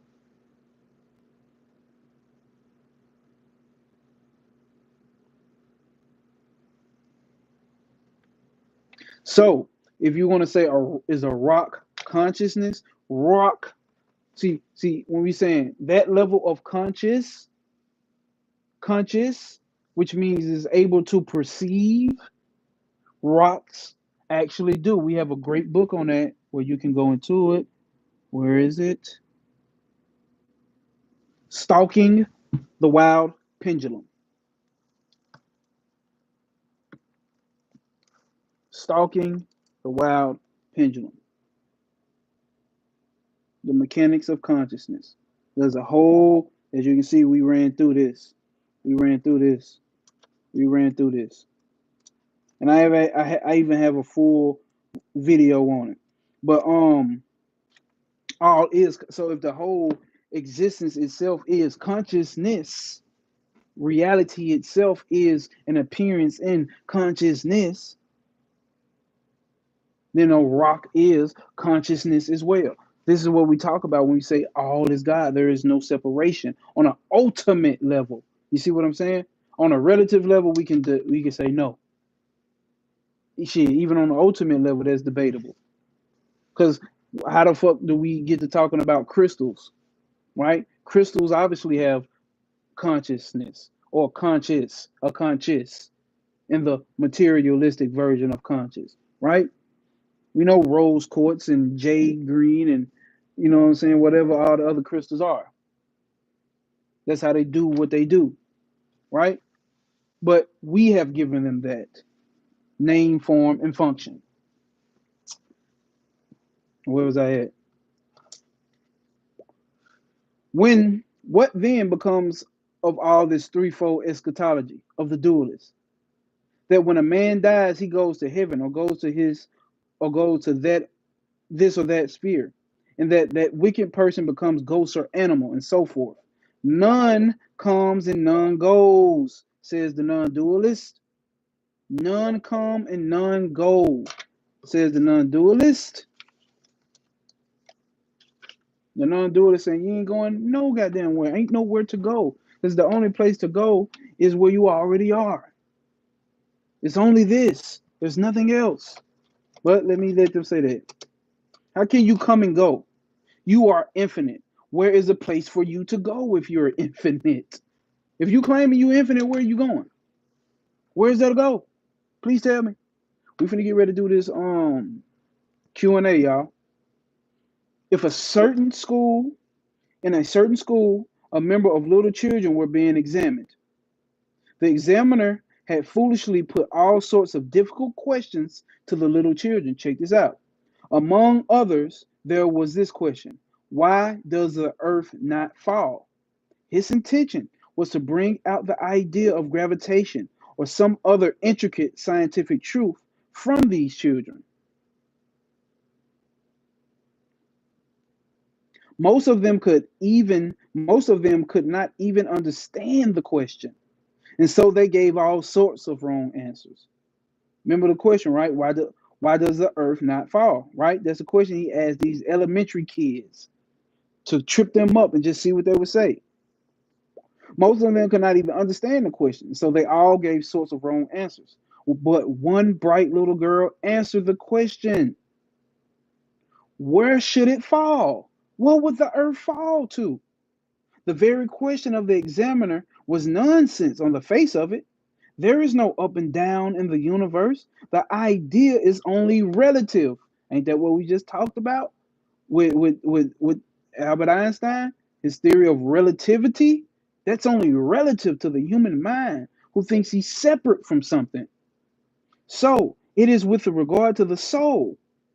The very question of birth and death in regard to it is utter nonsense. The soul does not die and is not born. Who goes and who comes? Where are you not?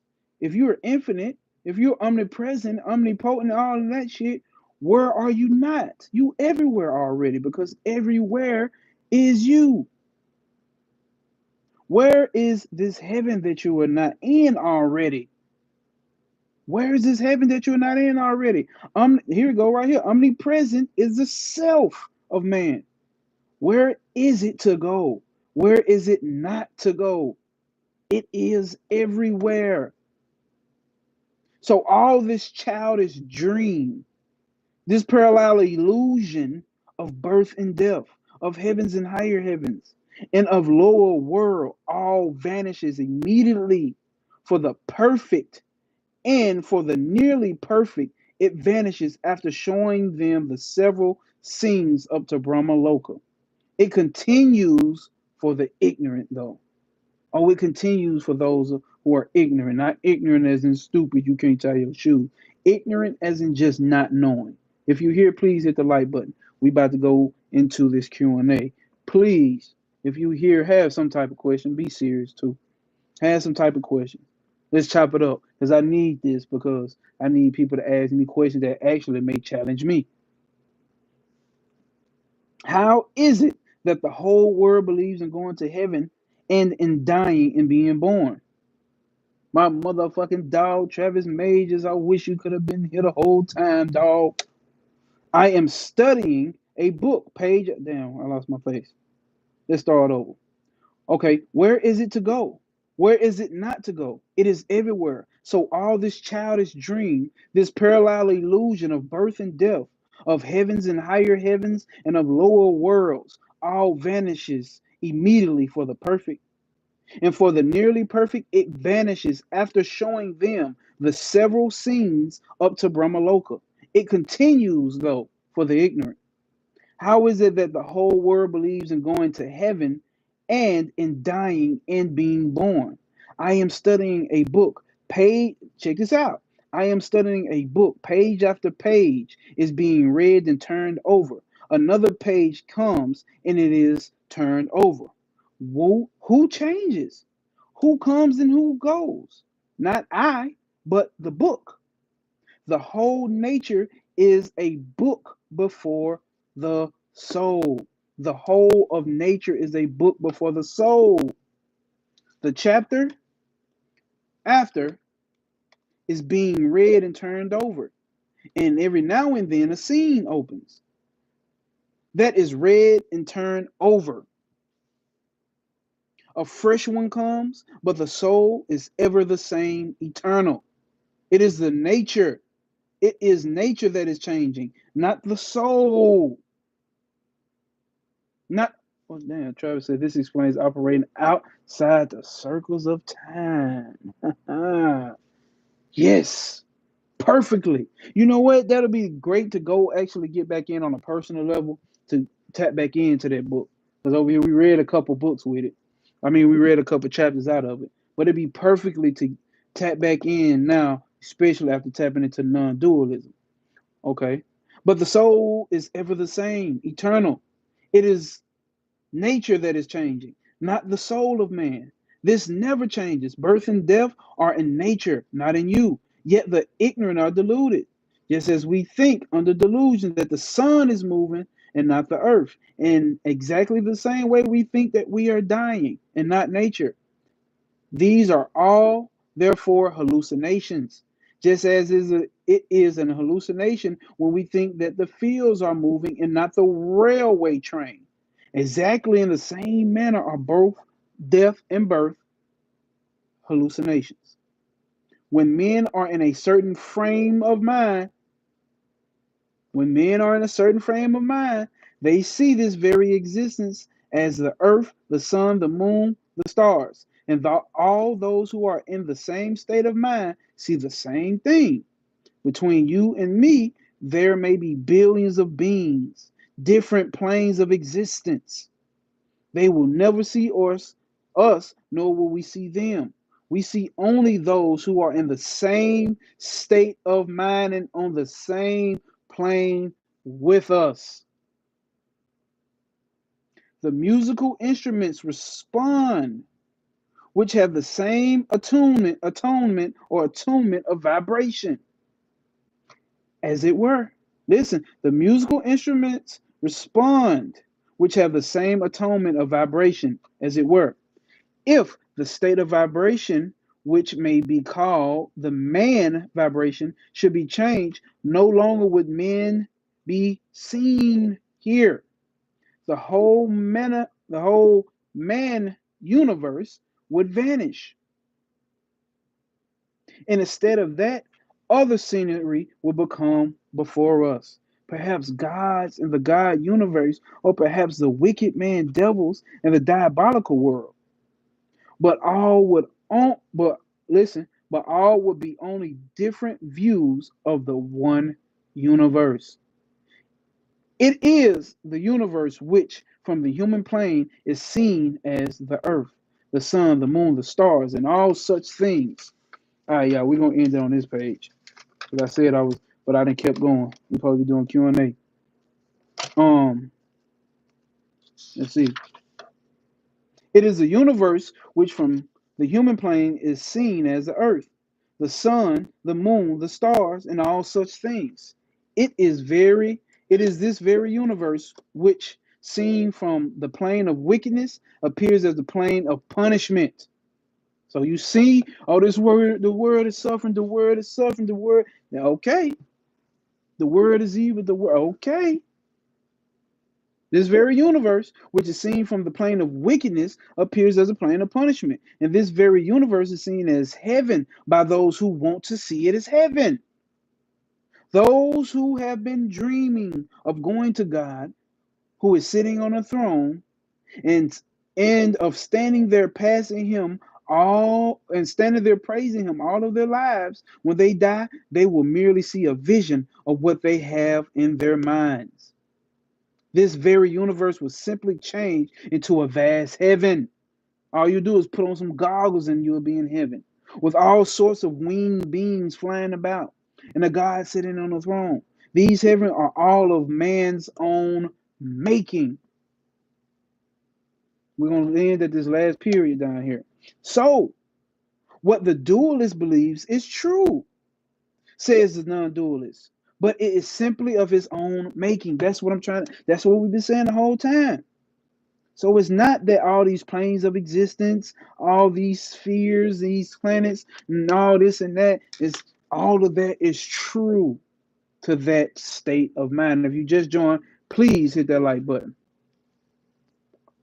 All that is true on a relative sense.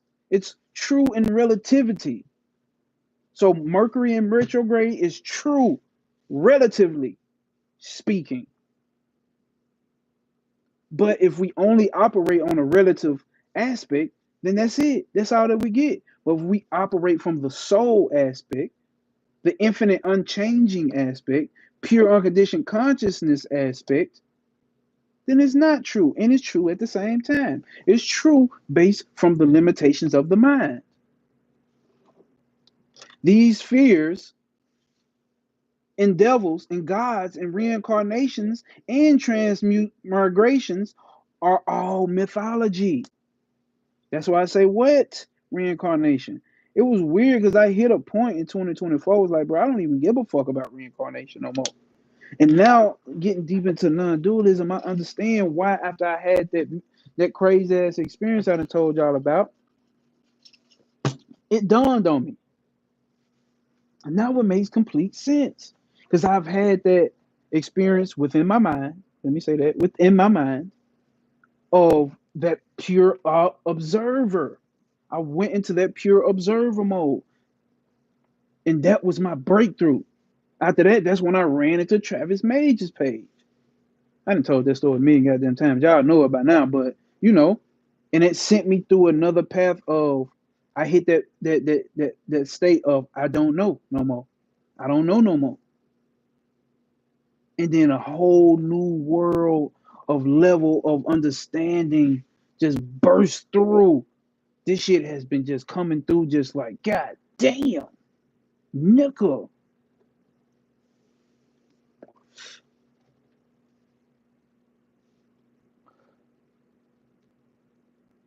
Now I would switch that up, Remix 40.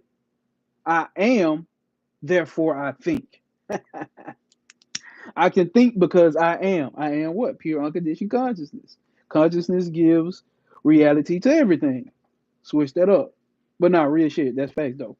All right. So what did he say? So what the dualist believes is true, say the non-dualist. But it is simply of his own making. These fears and devils and gods and reincarnations and transmigrations are all mythology. So also is the human life. The great mistake that men always make is to think that this life alone is real. They understand it well enough when other things are called mythologies. They understand it well enough when other things are called mythologies, but are never willing to admit the same of their own position. Your life is mythology. You are the mythological story. The human mind, the human existence, the human story is mythology. The whole thing, as it appears, is mere mythology, and the greatest of all lies is to say that we are bodies. The greatest of all lies is to say that we are bodies, which we never, hold up, which we never were, nor can be. It is the greatest of all lies to say that we are mere men. We are the God of the universe. In worshiping God, we have always been worshiping our hidden self. The worst lie that you can ever tell yourself is that you were born a sinner or a wicked man. He alone is a sinner who sees a sinner in another man. Suppose there's a baby here and you place a bag of gold on the table. Then the robber comes and takes the gold away. To the baby, it is all the same because there is no robber inside. He sees no robber outside. Now, we're going to have to come back and we're going to finish 1, 2, 3, 4, 5, 6, 7, 8, 9, 10, 11, 11 pages. So we have to come back sometime during this week or maybe next Sunday and finish these 11 pages. Now, after what we just read, let's see here. After what we just read, gang, how the fuck is y'all feeling? Q&A. Q&A. Q&A. Who got some questions? Run it up. We are the golden rule. We are the existence that gives the existence to ruling itself. There will be no rule. We are the cosmic principle. Let me put that shit up. This is what it is right here. See that? Okay, you can't see that. Okay, I guess you can't see that. Never mind.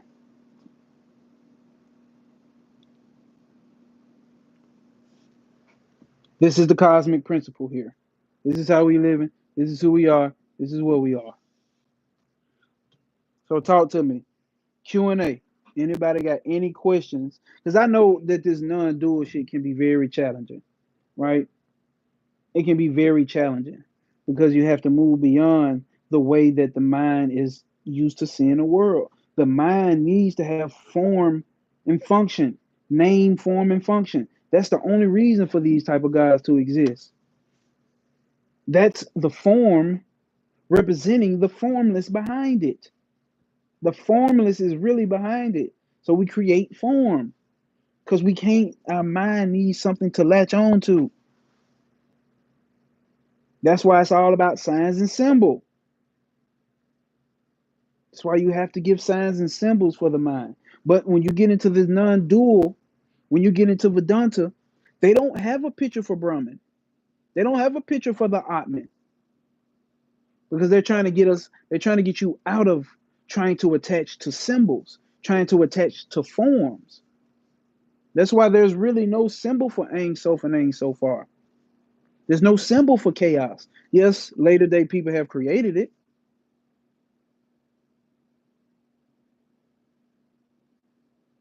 So Trav asked a great question. So how can this information give you a better, okay, God damn it, y'all, hold up. I'm gonna have to go back through the questions. But how can this information give you a better life? So if you see the life through the lens of the body and the mind, you are limited.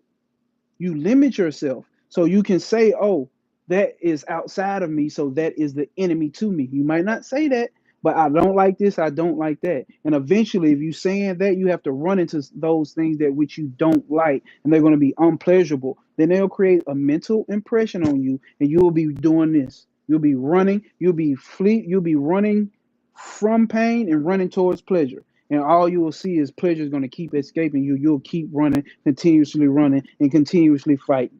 But if you come from the pure observer standpoint, this cosmic principle standpoint, this consciousness, pure awareness standpoint, you can see that all is one. So there's nothing separate from me. My mind is going to tell me there's something separate from me. Why? Because it gives it name, form, and function. So then you're gonna see that all this shit is one, not on some lovey-dovey shit. We're all one, brother. Let's all lay down and have a baby. Not on that level, but you will see the self in everyone else. So you will automatically become selfless.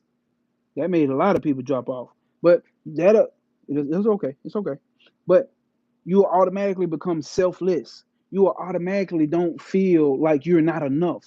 You automatically don't feel that you need to be getting out here and chasing because everything there is, you already are. So you switch on this observer mode, you'll start observing yourself. This is my daily practice. I observe myself, I observe my thoughts. See, here's the thing about the mind. The mind is going to produce thoughts. The only thing that gets us is when the mind produces thoughts, we feel those thoughts or hear those thoughts, and we latch on to those thoughts. And once we latch on to those thoughts, now we got to figure out what to do, how to do this, what to do this. And then it arises emotions. And then you think about a thought about your girlfriend cheating, or you're thinking about the guy that pissed you off earlier today, or you thinking about this and you thinking about that, and that's gonna keep the mind doing this. But if you just zoom out and observe, like you're watching a movie, observe your actions, observe your emotions, observe your thoughts. And that's the detachment. That's the real detachment.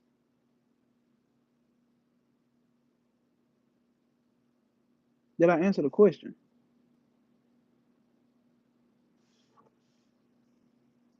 I know Trav fuck now he not fucking with me. He being serious, but he wanted that to be expressed.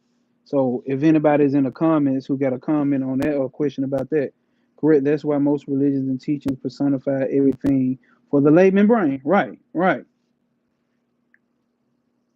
It's empathy, emphasizing with others by understanding. Right, because you're gonna see that there's nothing but you. Not even on no, like I said, not on no woo woo wah wah shit. They literally are you. Literally,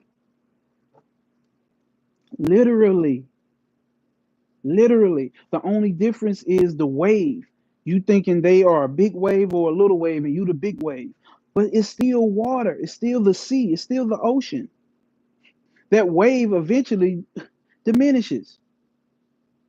But let's say if that wave gets some knowledge, right? That wave gets some knowledge. While all these other waves think they big and bad and this and this and that, you looking at them like, look at these fools. We all water. We all the same shit. There's no difference in us. It's just us. It's just one.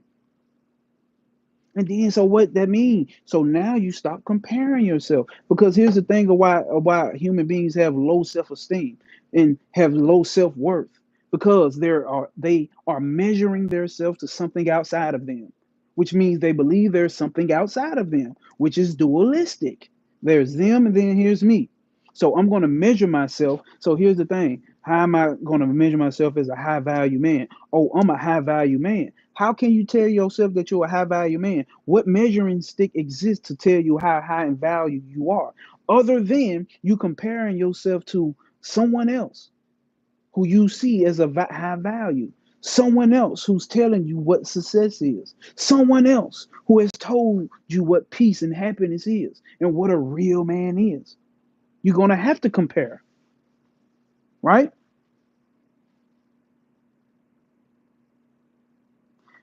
Okay, now you ain't off top this Q&A. I have recent. Oh, let me read remix for this verse. Oh, Trav said yes.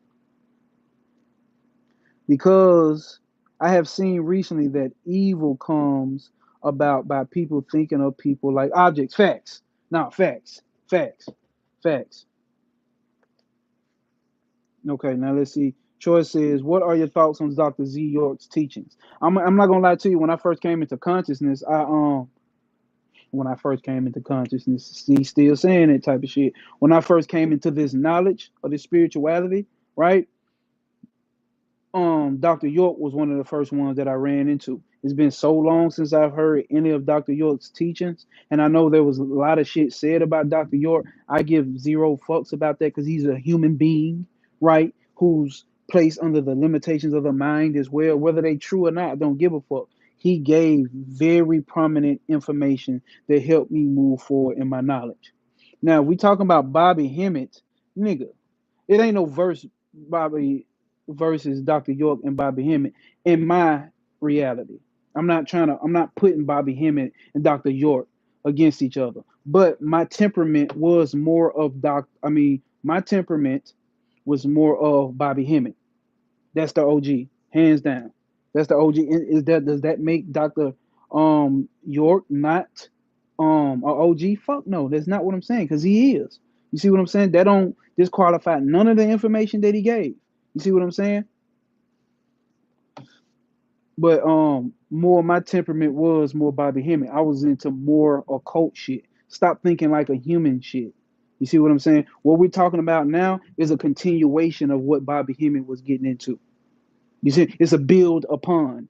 We moving beyond thinking like humans. We moving beyond thinking like God. We move beyond thinking like we from whatever planet. We moving beyond that. We just ran through all of that, right? We moving beyond melanin and all of that shit over here. I know a lot of people don't want to hear that. They want to attach themselves to that. That's fine and dandy, because that is true. True to the relative mind. Move the blasphemy behind you. No. Or be judged by the Lord. Okay. Dr. Chovanar, remove your pants and be judged by the Lord. Troy said, me too.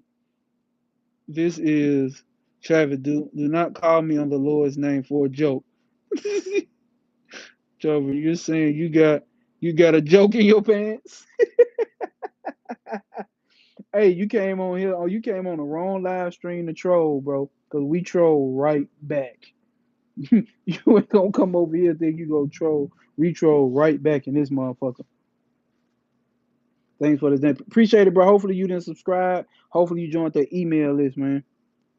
So you can get this motherfucker just called me Unc. So you can get what's this called? The study guide. We get study guide after each chapters. I think monotheism made people closed minded. Yeah. Now, when you mean monotheism, please explain to me what you mean by monotheism. That's for Peter Stan. What do you mean by monotheism? Hey, this nigga name is Shifting Gears and Passing Queers.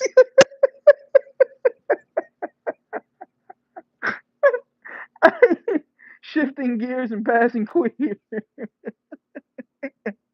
Yeah, we will delete your comment over here too. We just get sick of you. But you can keep trolling, go ahead. Hey, his name is Shifting Gears and Passing Queers. Hey, bro, there's no what's better than the internet. Motherfuckers hate the Matrix and reality, bro. This shit is fun. This shit is fun. Shifting gears and passing quick. That's weak as hell. Look, that's because you identify. You mad. You mad. You on the internet. Somebody can delete your comment. Oh my god, that's weak. That's not what a real man does. Real man don't delete other men's comments.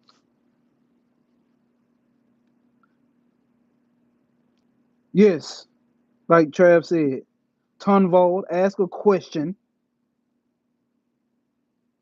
or be judged. Damn, I missed that. I missed what you just deleted, Trav. My question is, why you actually got Ganesh behind you?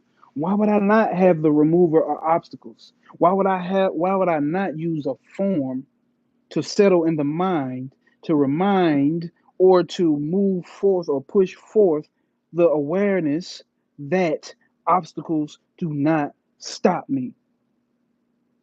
Why would I not? That any obstacle in life comes my way is never going to be my demise. It's going to be me prospering from that so-called obstacle. It's actually an opportunity. So why would I not have Ganesh behind me?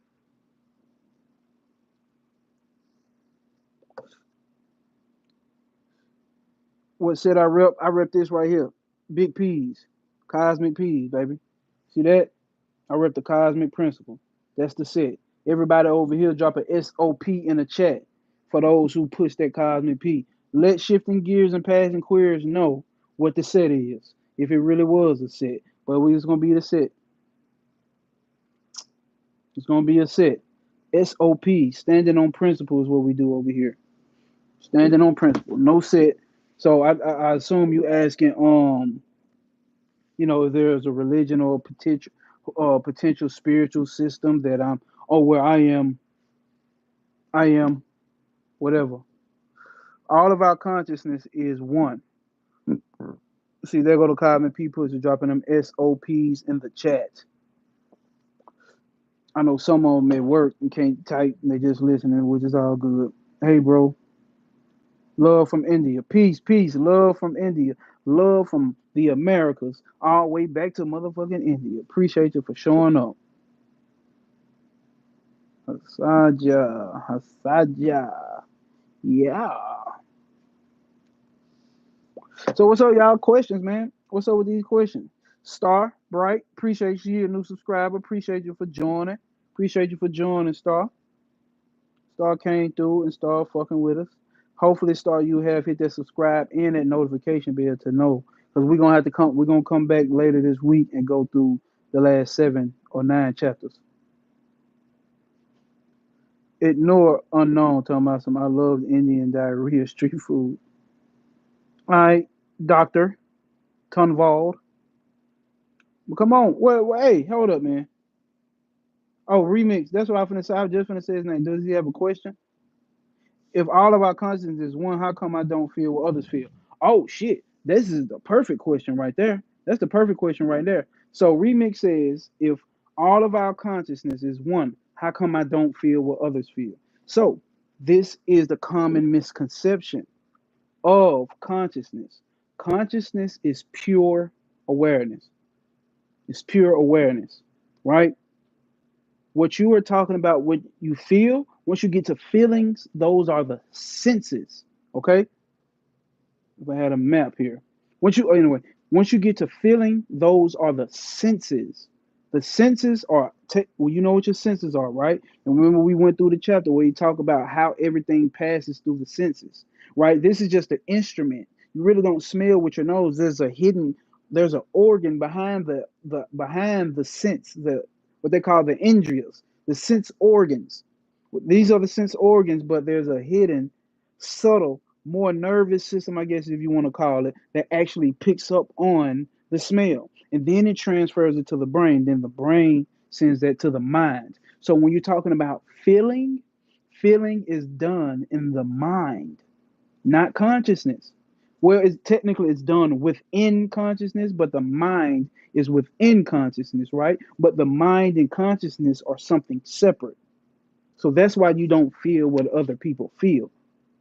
That's the body mind complex, right? You feel through the body and through the mind, through the body and the mind. Consciousness is pure awareness. I am aware. Consciousness is the observer of the mind. Listen to me. Consciousness is the observer of the mind.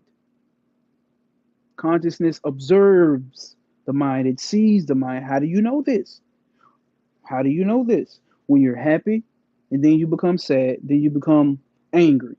What is that which knows that you were once happy and sad and angry? Is it the mind knowing the mind? We know the mind can't see the mind. That is the seer and the seen meditation we went through, which you will have to, which Remix 40, I would definitely say once we're done with this, go to my homepage and watch the video called The Dark Veil Lifted. Because there's a difference between the mind and consciousness. And people in the materialistic way nowadays are more materialistic or fundamental materialists. They say, what was I going to say? They say they have a close relate. They mind and consciousness are together in one. That's not true. Consciousness is the unchanging, right? And here we go. remember what we read? For there to be something that's changing, for you to say something that changes, which is what we still talking about the same thing, feelings. Feelings change, right or wrong. Feelings change. But what is that that's observing the changes? It has to be something that's not changing for there to be a notice or awareness of something that is changing. That's the cosmic P. Can I get it back? Lord Ganesh keep on showing up, man. That has to be that which we call the cosmic P. It don't change. It's always the same. So that's why you don't feel what others feel, because that's your individual mind. There are individual minds, but there is no individual consciousness.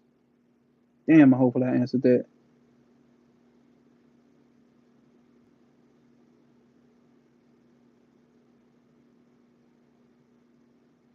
Yeah, it's okay because that stay with us on Remix 40, because it's easy to get mixed up because that's the way we're taught. We're taught from a materialistic perspective, right? Existence of the third eye is also proved. Okay, yeah, I confuse myself. They come, they conflate them. Yeah, it also helps to remember that the physical versus the metaphysical, the objective versus the subjective. Right. So we're talking from the subjective standpoint right here when we're talking about consciousness. Trav said consciousness observes the mind. Damn, I'm missing comments. Consciousness observes the mind.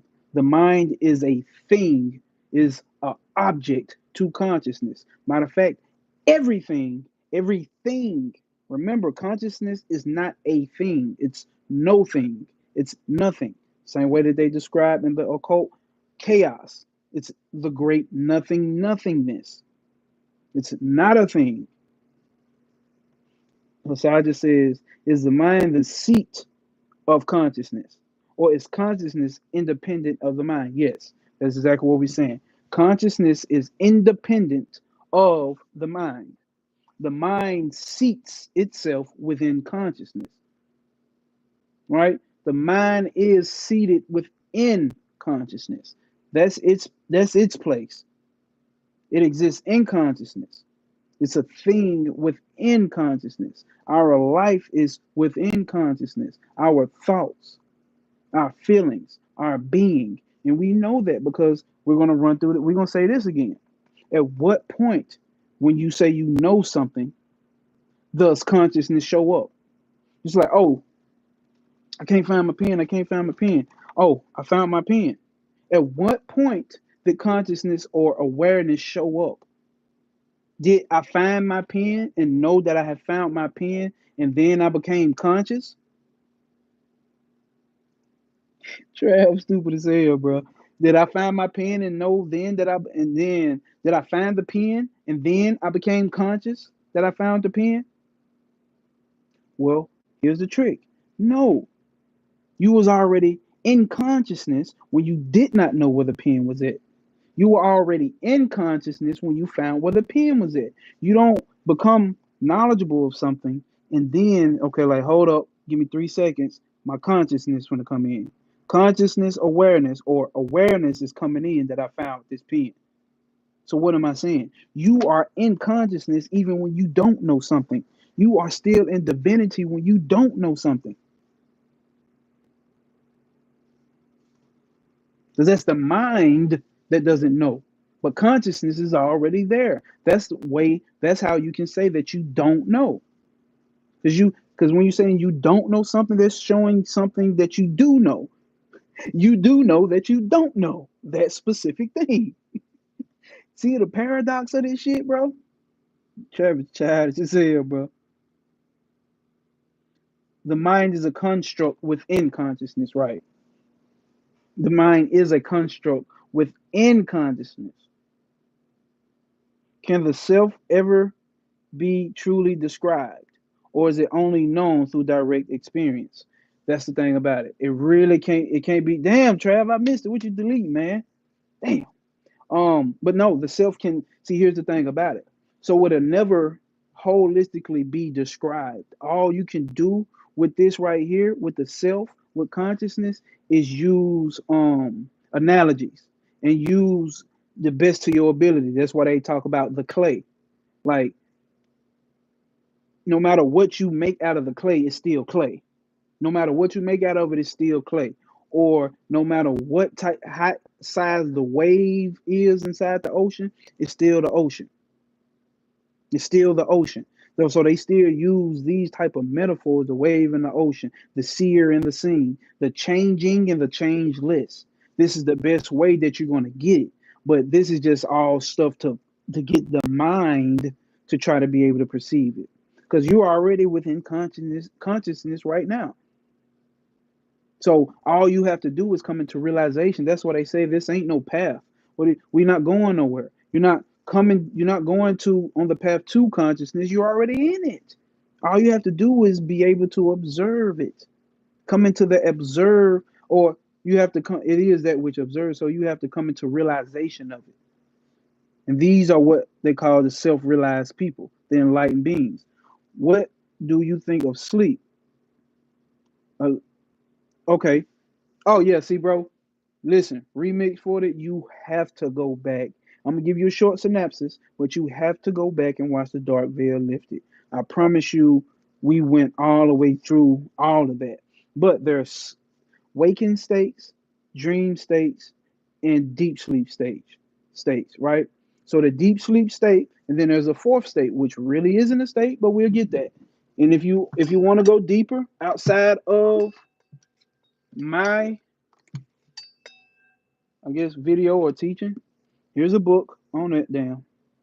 I guess you can't see it. Fuck it. It's called Waking, Dreaming, and Deep. Waking, Dreaming, and Being. Or you can go into these Vedantas. Or you can go into the Upanishads. The Mandukya Upanishad goes into that. So what's happening in those states? In waking, here it goes. In the waking world, your outside senses are pointing outward and is interacting with the outside world.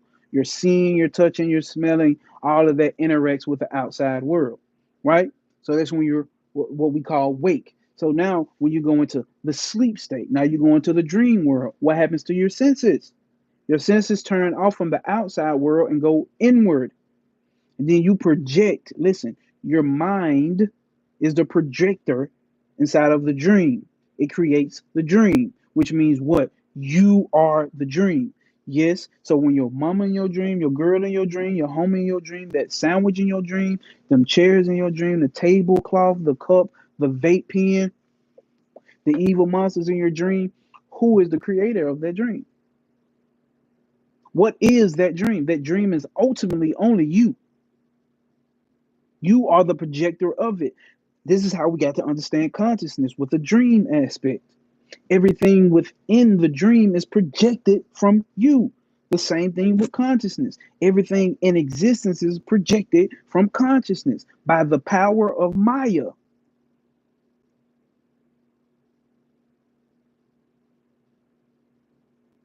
So now we're inside the dream and all our senses are turned in. So that's why you smell in the dream, you hear in the dream, you feel in the dream. And when you are in that dream, tell me this: is the dream, while you are in the dream, is it not as real as it is when you're in this world? You know it is, because you have senses. You smell, you feel, you taste, you touch, right? Then we go into deep sleep. Now, deep sleep is a state where they say the mind is actually turned off. That's the causal plane, according to the non-dualist Vedanta. That's the causal plane, where there is not absence of consciousness. There's not absence of awareness. It's awareness of absence. What does that mean? So it's awareness that nothing, no thing is there in that deep sleep state. See, here's the thing. When you're doing meditations and you're trying to go into samadhi or complete blankness, the complete blankness state, what you're trying to do is what you actually always do in deep sleep. You're trying to get to that place of bliss where there is no thing to focus on. So all meditation is trying to teach you how to focus on one thing and ultimately get you to that level where you drop that one thing. Guess what? You do it when you go into deep sleep every time. Damn, hopefully I Answered your question. But guess what? Waking, dream, and deep sleep, guess what? You are aware. Though the deep sleep is when you don't have any dreams. But how do you wake up and know that you didn't have no dreams if your mind is not there? If you're not having a dream? Tell me, how did you know you didn't have any dreams? Consciousness is there. So you're not unconscious in deep sleep. You're fully aware. You're fully in consciousness when you're in deep sleep. Nah, he's literally swiping from live to live with the same comment. Ah, okay. I'm my own tormentor. You don't have to be in my nightmare. Yeah, okay, I get what you're saying. Yeah, yeah. In my dreams, yeah. Oh, what the fuck? Somebody said, in my dreams, you're oiled up. Fuck you, bro. I project my fears and create an alternate reality. Yes. Unconstrained mind. I get schizophrenia and Diddy tells me to oil everything up. Place of bliss, yes. Are you mad? Oh my god. Okay. The fuck, man. All right, come on, y'all, with the questions. You gotta have some questions. He just Trav got his ass up out of here.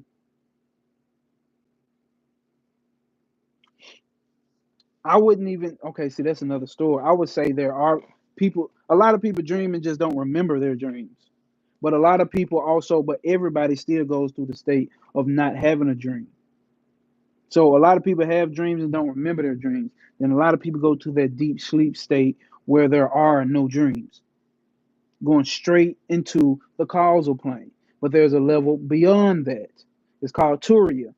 And it's in that video, that dark veil lifted video. There's a plane beyond that that is observing all of that. So consciousness oversees your waking, dreaming, and deep sleep. When you're not having dreams, when you're having dreams, and when you're walking through the world, you are always in consciousness. That's what I'm saying. You're never not. And that's what I'm saying. You can learn, you can go through books and all of that, but then let's take our personal experience. That's our personal experience that we all have. Like brother said, he never remembers. You know you had a dream, but you don't remember. And also, when you don't have a dream, you know you didn't have a dream. But what is that that's letting you know you didn't have a dream? What is that that's letting you know you had a dream, but can't recall it? That's the ultimate you. That's the self. That's Brahman. That's pure unconditioned consciousness. That's the cosmic principle. That is the real you. Not this body, not this mind, not this skin tone.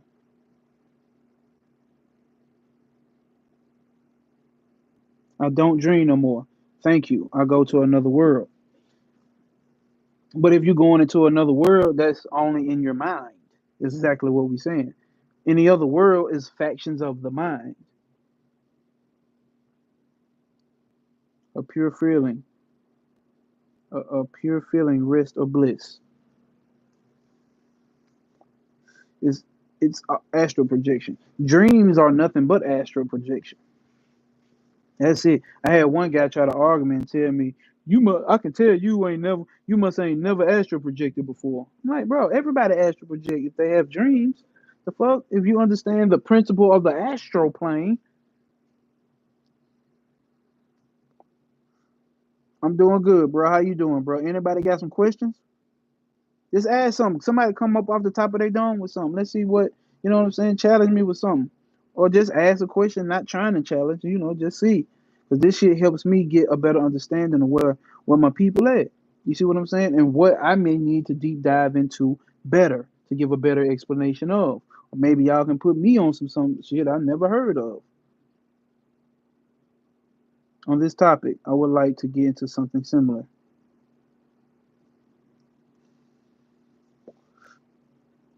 Honestly, ask anything, y'all. But preferably on this topic because I'm not the master of astrology. You can't ask me nothing about astrology. I ain't gonna have no answers. I and many people always make the comparison to death and sleep. Understood. Understood. I definitely have as well too.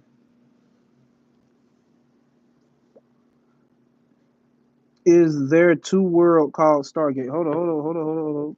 Too many comments.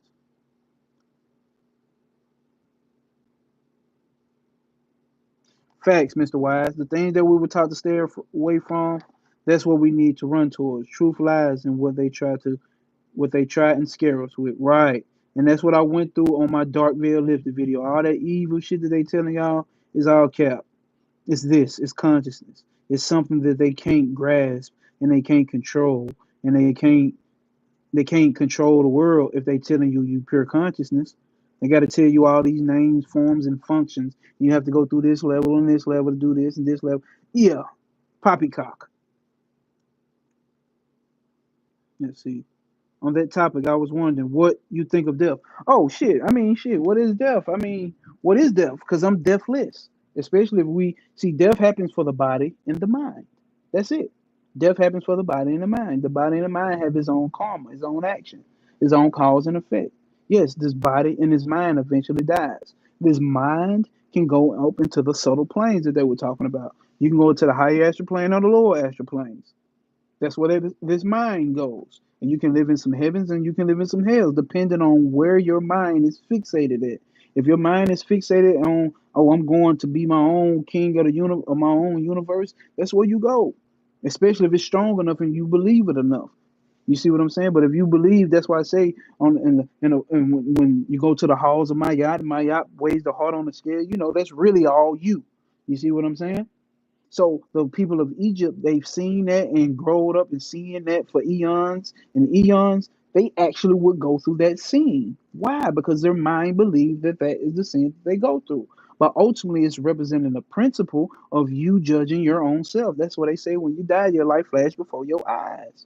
So whatever you really truly feel, see, I can tell you anything on this YouTube. You can tell me anything in this chat about how supreme and how high and mighty you are. But when your ass die, when you leave this body and that mind has to check itself, you'll see. We'll see. Or you'll see. Okay. I don't even understand how to, fool. My plug talk and a quick synopsis. P-Funk. I've been looking into ISIS thesis. Do you feel that that material is still relevant, or do you have a new understanding? I think ISIS thesis was a heavy part of my what's the name, bro? Yeah, that's it right here.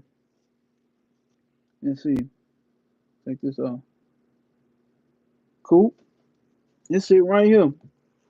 That and balls of fire. Isis thesis, balls of fire. Both of them sitting right here. That was a heavy part of my research when I was coming up with that video. So yeah, I still think it's relevant, but I just see it from a different point of view now. You see what I'm saying? See, peep how Judy K. King was making that book all about a physical transformation. It was all about physicalities, proteins, and all of that shit. You see what I'm saying? It was never that. It was never that.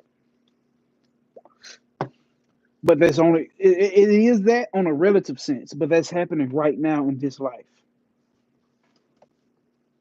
Because after I read her book, I'm like, okay, I'm hearing what she's saying. Let's go straight to the source text. So I went and read the pyramid text, the coffin text. You see what I'm saying? I went and read the papyrus of I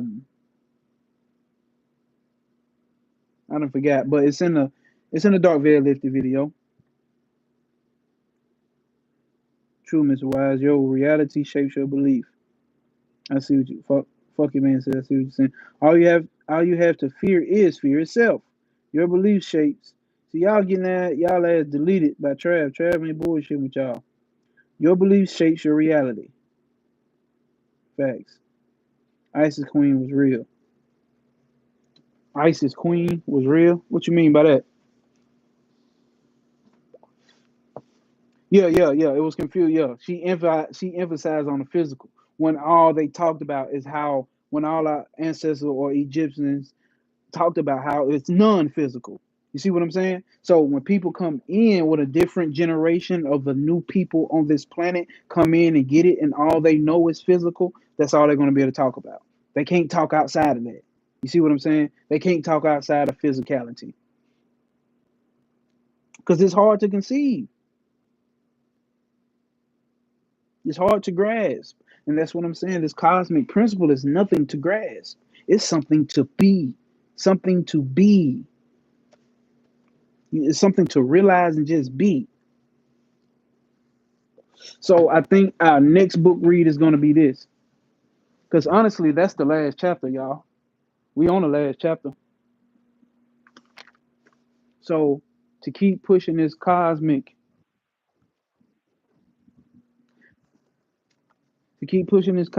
P, this pure unconditioned consciousness, this is what we may go into.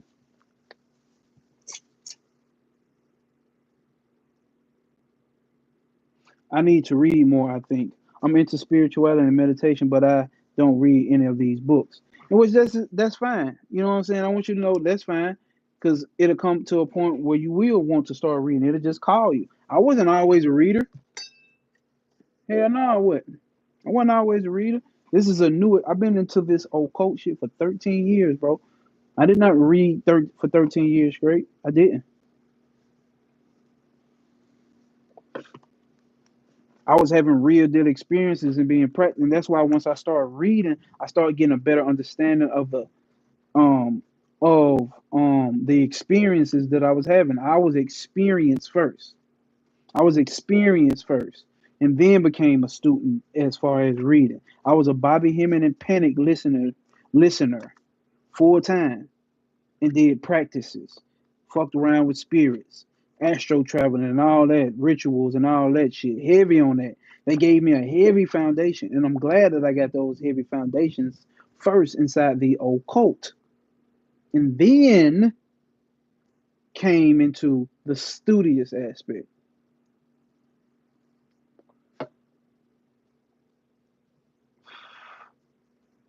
Think we may go into this, the nectar of non-duality. Me and my woman been reading this on the side, and boy, god damn it, this some powerful shit. If you're on the Discord, I have been posting little pictures and chapters from it already. Um, this is it's very short. Let's see, what be a good book to start? Okay, tell me this, GT. What are you more attracted to right now?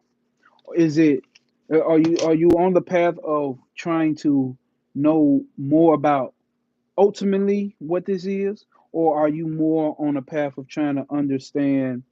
Like, I don't want to frame the question in a way that limits you. What are you more into right now?